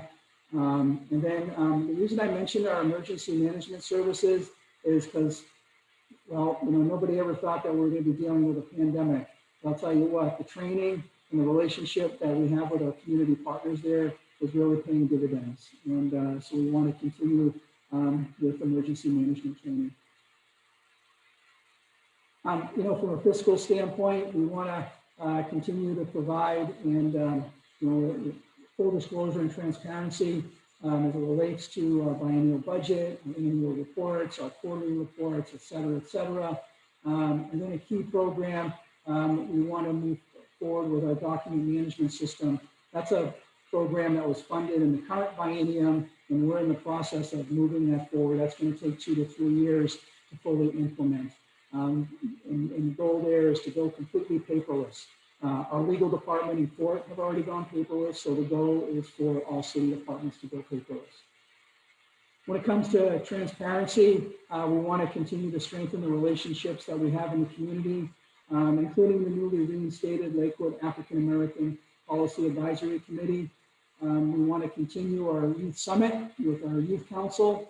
We want to implement a cooperative agreement between the city and the school district. Of course, we want to continue to act and serve in a leadership role at the federal, state, and local level, including our legislative agendas at those levels. Also, this budget includes a position and a diversity, equity, inclusion manager to serve as a subject matter expert for our equity team and focus on workforce development and diversity, increasing cultural awareness here in the city, diversity training, community engagement, and increased community stakeholder collaboration. Also, SSMCP to include focusing on transportation, particularly the I-5 corridor, housing, childcare services, the North Clear Zone, and SSMCP is in the process of securing another large grant to update the growth coordination plan that was first developed in 2010. We want to continue with a number of events that we have, including a farmer's market at Colonial Plaza, hopefully a 25th cityhood anniversary celebration, and also evaluate a potential community independence fireworks event in 2022.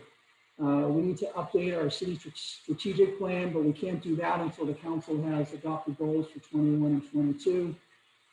We want to continue our Build Your Better Here imaging campaign, our dashboard, and then continue working with the library to identify those options for new libraries in both the downtown and Tillicum neighborhood. We also want to continue to work with our Arts Commission on a public art policy and a public art program implementation. And then just as we're meeting here virtually, virtual programming in support of our youth, our older adults, families, and even special events sponsored by the city. So those are some of the key items within the operating budget. On the capital side, I think it's critical that we continue to be very proactive in addressing our aging infrastructure.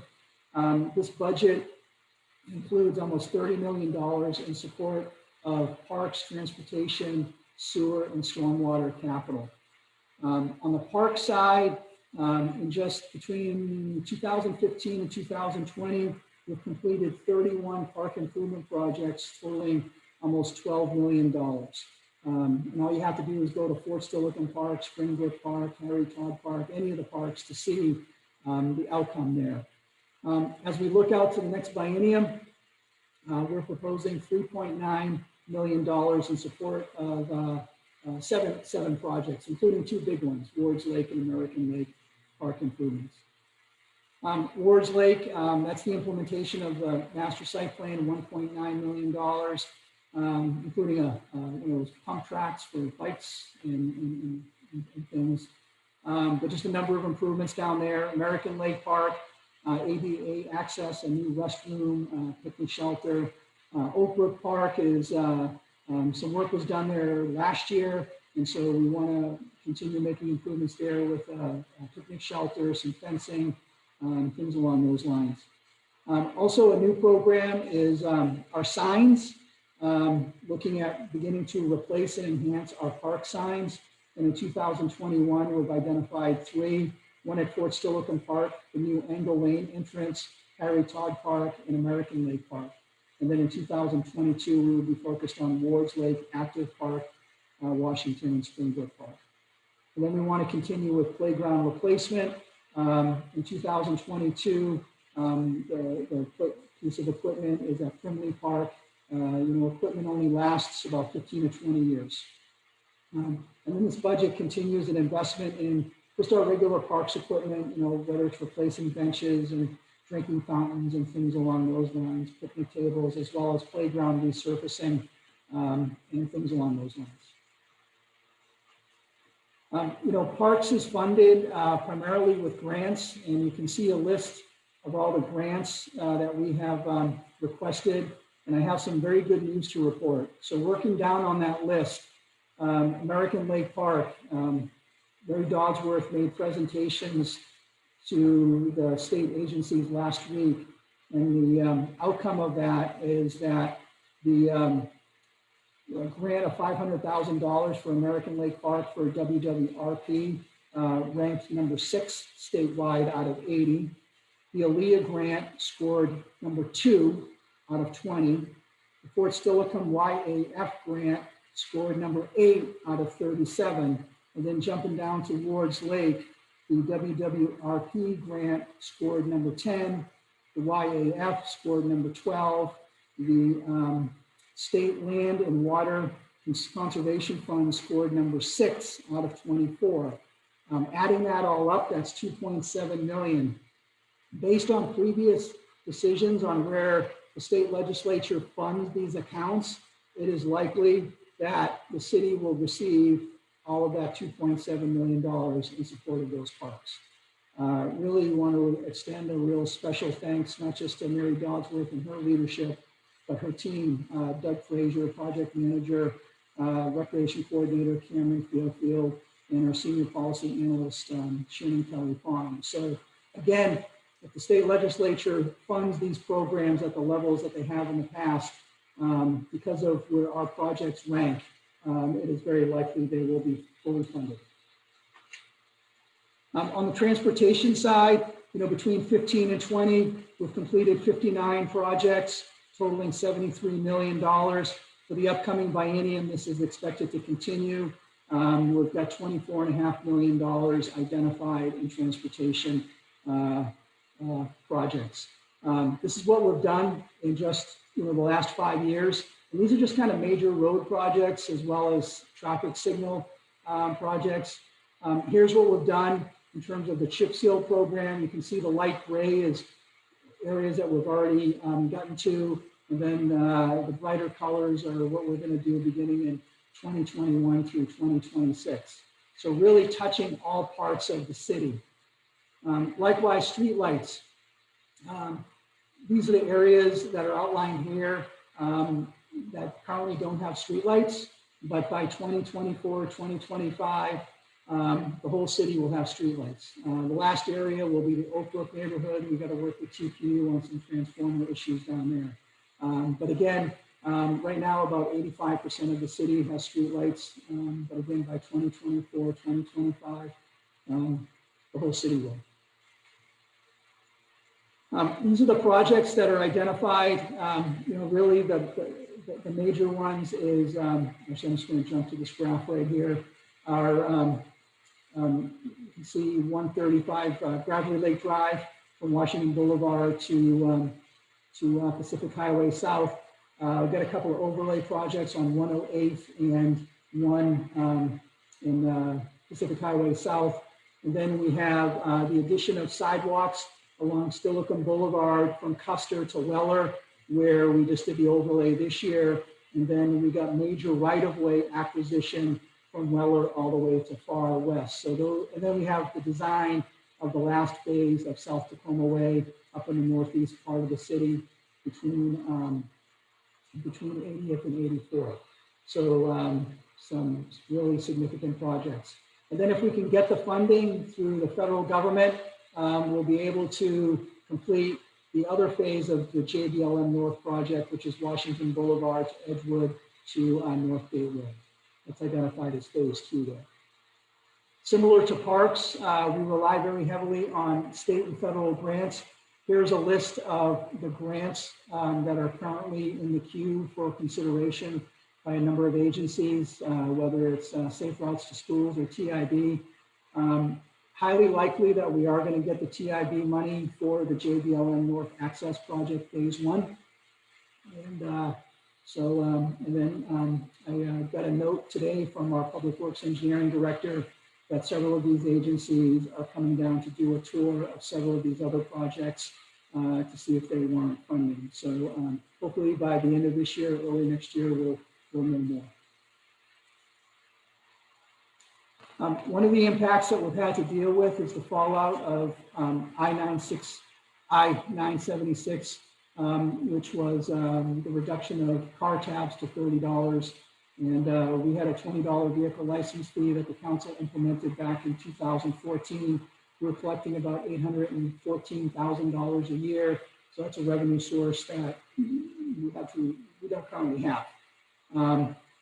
Right now, the Washington State Supreme Court, well, I'm taking a step back, a number of agencies have challenged I-976.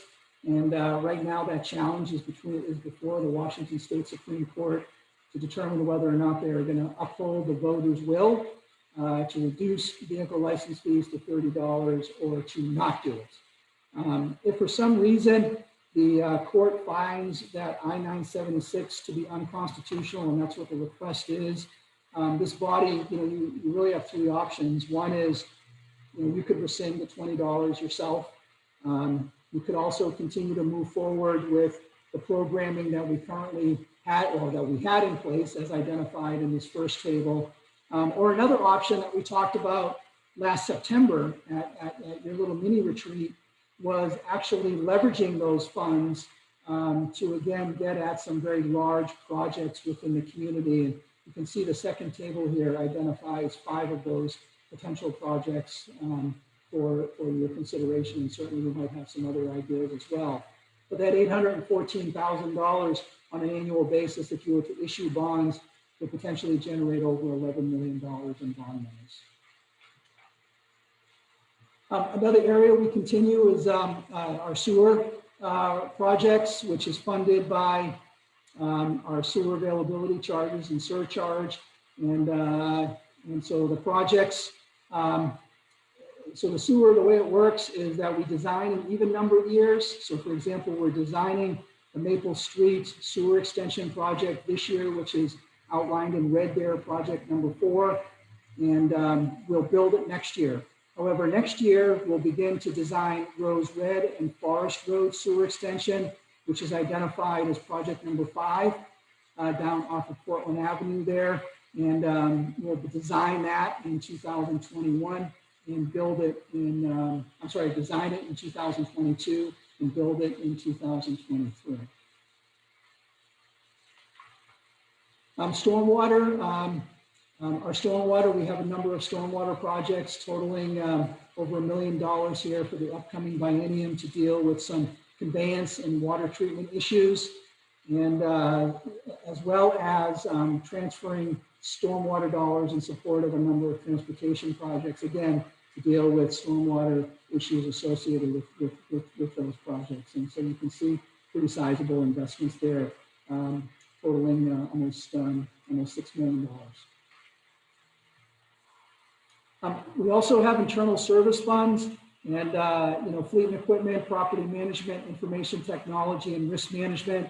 And the purpose of those funds is to account for costs associated with maintaining, number one, our vehicles and equipment, our city-owned facilities, our IT, hardware and software, and then our risk management functions, and having those all allocated in one place.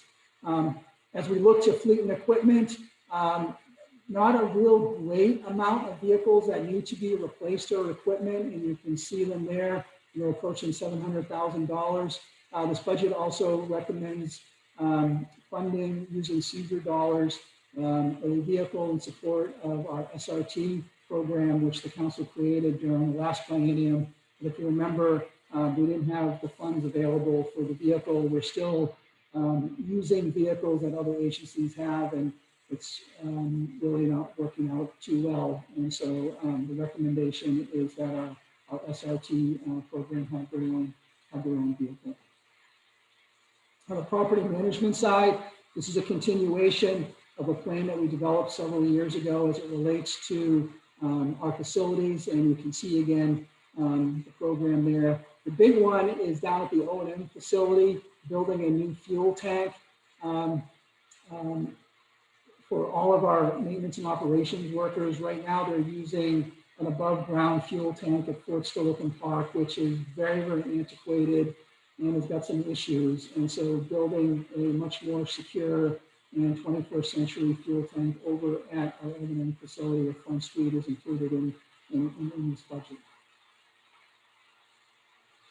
Likewise, on information technology, continuing the implementation of our information technology plan with a focus on, our hardware and software, cybersecurity, things along those lines, as well as video equipment in our parks and certain other areas, so we can keep an eye on things in 2022.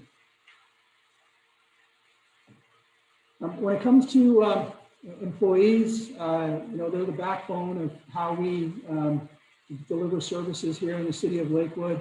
At the same time, our employee costs comprise 75% of our general fund. And So our, the number of employees that we've had over the last few years has really stabilized out. In 2021, even though the authorized position count is almost 217, the recommendation is to fund 209.7 and to leave, as I mentioned earlier, a number of positions vacant from a budget balancing strategy, and then also for that to continue into 2020. At the same time, it also includes new positions. And actually here you can see what those changes are. Again, I mentioned the diversity, equity, inclusion manager, a new code enforcement officer, building inspector, and a maintenance assistant. And then the positions that will be offset, positions reduced in the court. You can see 2 code compliance officers, 2 court clerks. And then in 2022, the municipal court judge would then go down to a .8 position as well.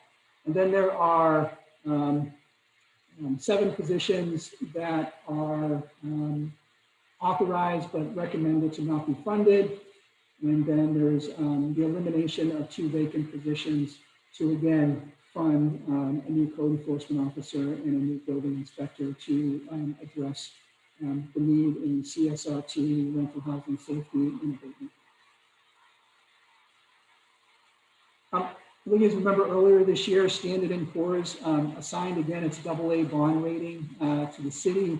That's actually a phenomenal accomplishment and a real positive reflection on not just our finances, but how we conduct business, our financial policies, our economy, everything that we do across the board. Our debt continues to be relatively low.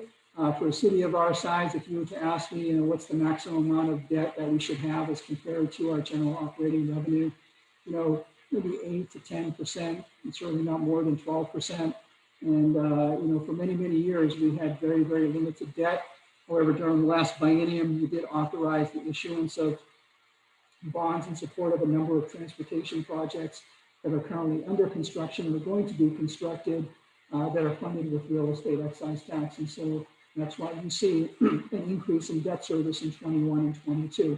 But again, still relatively low at 4.4% and 4.2%. So I just say in conclusion, this budget was, prepared while responding to a major health pandemic, something that we haven't seen in over 100 years, as well as rapidly changing conditions. Typically we begin the budget process in April or May. We really didn't begin the budget process until August. We had a lot of talks about things, but given the uncertainty, we just didn't know. Also, we were holding out for federal assistance that has yet to come. So we had to make some decisions to move forward with developing a proposed budget, and here's where we are.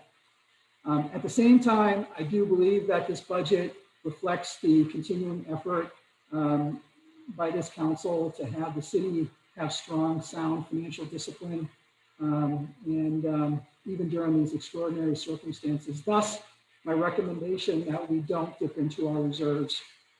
Also, this budget emphasizes health, safety, welfare. It's focused on our legal mandates. It ensures financial stability and integrity. And it focuses on your goals as we understand them to be, and continues to move us forward with the vision that you have identified for our community. It also continues us to take a strong proactive approach in capital investment and infrastructure investment. And then you can see some of the key points there. At the end of the day, it's balanced, and it's a very prudent budget. As we look out in terms of next steps, October 5th and the 14th, departments will be making presentations to you as part of special work sessions. And then on October 26th, we'll review the 2020 year-end budget adjustments.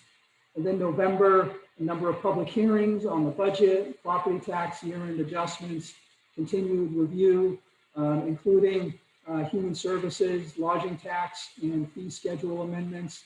And then consistent with previous bienniums, the adoption of a number of financial policy ordinances scheduled for November 16th. And then stay connected. This is what to do. So with that, Mayor, that is that's what I got. Are you all still awake? Questions for the city manager? Sure, there'll be many over the periodic reviews of this. Something jumps out at you today, please raise your hand. Ms. Moss. Thank you, Mr. Mayor. Mr. Caulfield, that's a lot of information. You did a great job of explaining that. I appreciate that. It was good news to hear about the sales tax. I like that. Do you have an idea of what area that we felt the biggest pinch in as far as income from what we normally get? Do you have an idea of which company or organization or how that went? Not individually. I don't have that, Councilmember Moss. And actually, I don't think even if we had it, I don't know if we're allowed to disclose it. Okay. But in our quarterly financial reports, you'll recall we do present sales tax, broken out by retail, trade, construction, and by far retail trade, which would be, like for example, the Walmart, the Targets, the H Marts, the Pando Worlds of, those types of businesses, as well as our restaurants, clothing stores. That's our largest component of retail sales tax, which is about 53%. Then new construction is another large component. Manufacturing and services is also a large component of our sales tax. If I was to guess, the largest sales taxpayer in Lakewood, based on my experience, going back 30 years, I would say if we had a Home Depot or a Costco, I would say it's that. But since we don't, I would guesstimate that it's Walmart. Oh, great. And the other question that I had was on the new apartments that we've built, do you know how they are doing as far as moving the tenants in? Yeah, the new one over in Springbrook, the latest update we have is they're doing very, very well, and all their buildings are complete. And actually, you might have seen on one of the slides, our multifamily vacancy is very, very low, not just there, but throughout the city. Very, very low vacancies throughout. And if that's actually vacancy has actually decreased from the last couple of years. Great. All right. Thank you. You're welcome. Mr. Whalen. Thank you. I had a couple of questions for you, Mr. Caulfield, on the addition of the equity and an inclusionary specialist or program manager. Where is that going to be it's a full-time equivalent, it looks like, and it's going to be where, in the city manager's office? Yes, actually, it's supposed to be, we believe there's work for a half-time position, and the position would report directly to me as the city manager. And it would actually, all the new positions that are proposed are budgeted beginning July 1st of 2021, not January 1st. Is it a half-time position or a full-time? Half-time. Are we sharing that with Clover Park, or is this all on our own? Oh, it's all on our own. Okay. On the, there was a slide you had for the FTEs on the police department. It was one of the last 2 or 3 slides, and it looked like we were down, and then we're going to go back up in terms of filling positions. Are the 4 that you're not funding this year for whatever reason over the next biennium, you plan on filling those down the road, or is this going to be kind of a permanent transition to go from 95 to 91? I would say that's a policy decision for this body as we look out into the future, and I would say it's to be determined. But for the 21-22 biennium, the proposal is to leave those 4 positions vacant. Okay. That's all I have. Mr. Wolke. Thank you, Mr. Mayor. Hey, Mr. Caulfield, do all our collective bargaining agreements match up with the biennium, or do we have any collective bargaining agreements that'll be outstanding during the biennium? Yeah, thank you for pointing that. I should have mentioned that during my presentation. So, so they all do, except for the Police Guild. The Police Guild's current collective bargaining agreement ends at the end of this year. So we just kicked off negotiations with them So the 21-22 budget does not include any changes regarding their collective bargaining agreement. So we don't know what that's going to be. So what is included in there, though, are step increases. So what's not included is a COLA. But what's included in the budget are their employee step increases. Okay. Okay. So it runs out at the end of this year. That particular one does. ASME runs through the end of the current biennium. I'm sorry, the end of the next biennium. And then the 4 lieutenants, I think, also is the same. And then the Teamsters, I believe, is the same as well. Okay. But the 2 large ones, Councilmember Volkey, are the Police Guild and ASME. Okay. Thank you very much. And I'm excited. We'll all be excited to hear from Mary Dodsworth about her, the success down there. And hopefully the legislature will get our legislative agenda to make sure that those WWRP and ALEA and whatnot are fully funded. Well, that's a great point, Councilmember Volkey. And actually the first sign we'll have of that is what the governor recommends. Okay. What his threshold is. And then it's just a matter of, so if it works out well for us, then all we have to do is ask our state legislators to support what the governor. But if it's not enough, then we need to lobby them to add on to it. Okay, great. Thank you. Anyone else?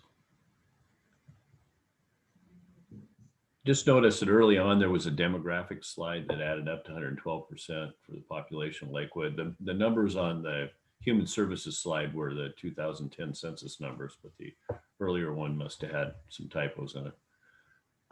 Actually, Mayor, that's the numbers that we've received from, I think it's 2018 or 2019 American Community Survey. And it's because some people identify as different races. Yeah, but we've had under 60% white population, and that percentage is going down, and that suddenly is up to 69. So it's not what the Census Bureau says or the folks down at the state say. So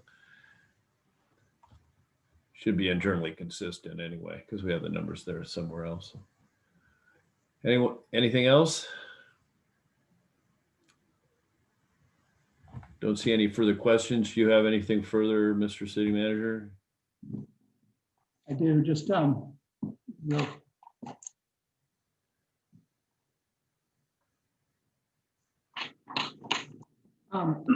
regarding our CARES relief funds, I did get an update earlier today.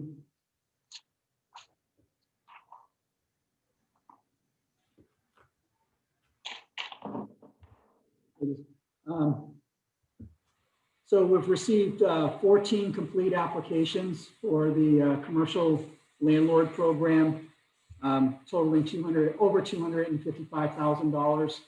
And even though we have a threshold of $250,000, the council gave us the flexibility to draw on some of those other monies to be able to fully fund this. So we're going to do that.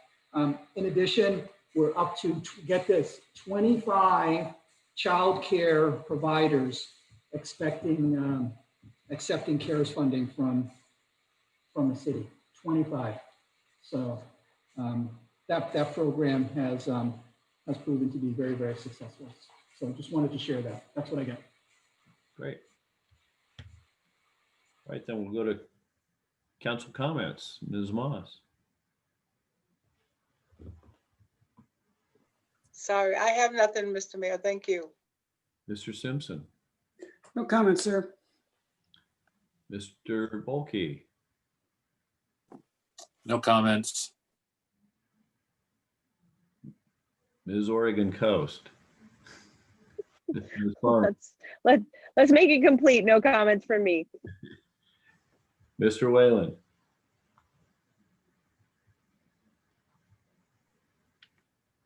I have a lot of comments, but I don't have enough energy to give you all of them, but it's been a busy week, suffice it to say. Just say I've spoken to any number of groups on all sorts of interesting topics over the week. And I will complete the I don't know what you call it. It's the double trifecta, I guess. No comments. So we have an executive session, as late as it is. We'll keep it relatively short because I have to explain some things. The council will now recess into executive session for approximately 30 minutes pursuant to RCW 4230-110-1G to review the performance of a public employee. The council will not take action on any item after the executive session other than to adjourn.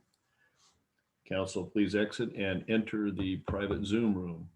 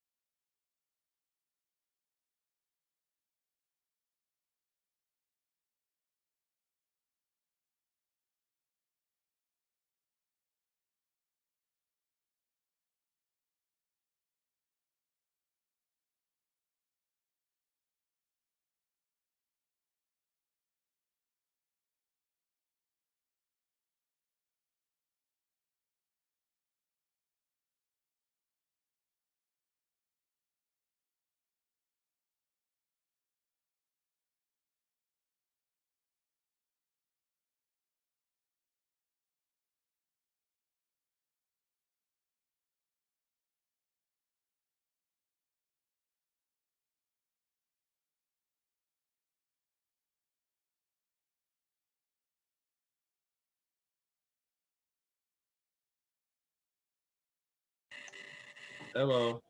Hey, We're adjourned. thank you. See you later this week. You add an executive session to the agenda for Wednesday.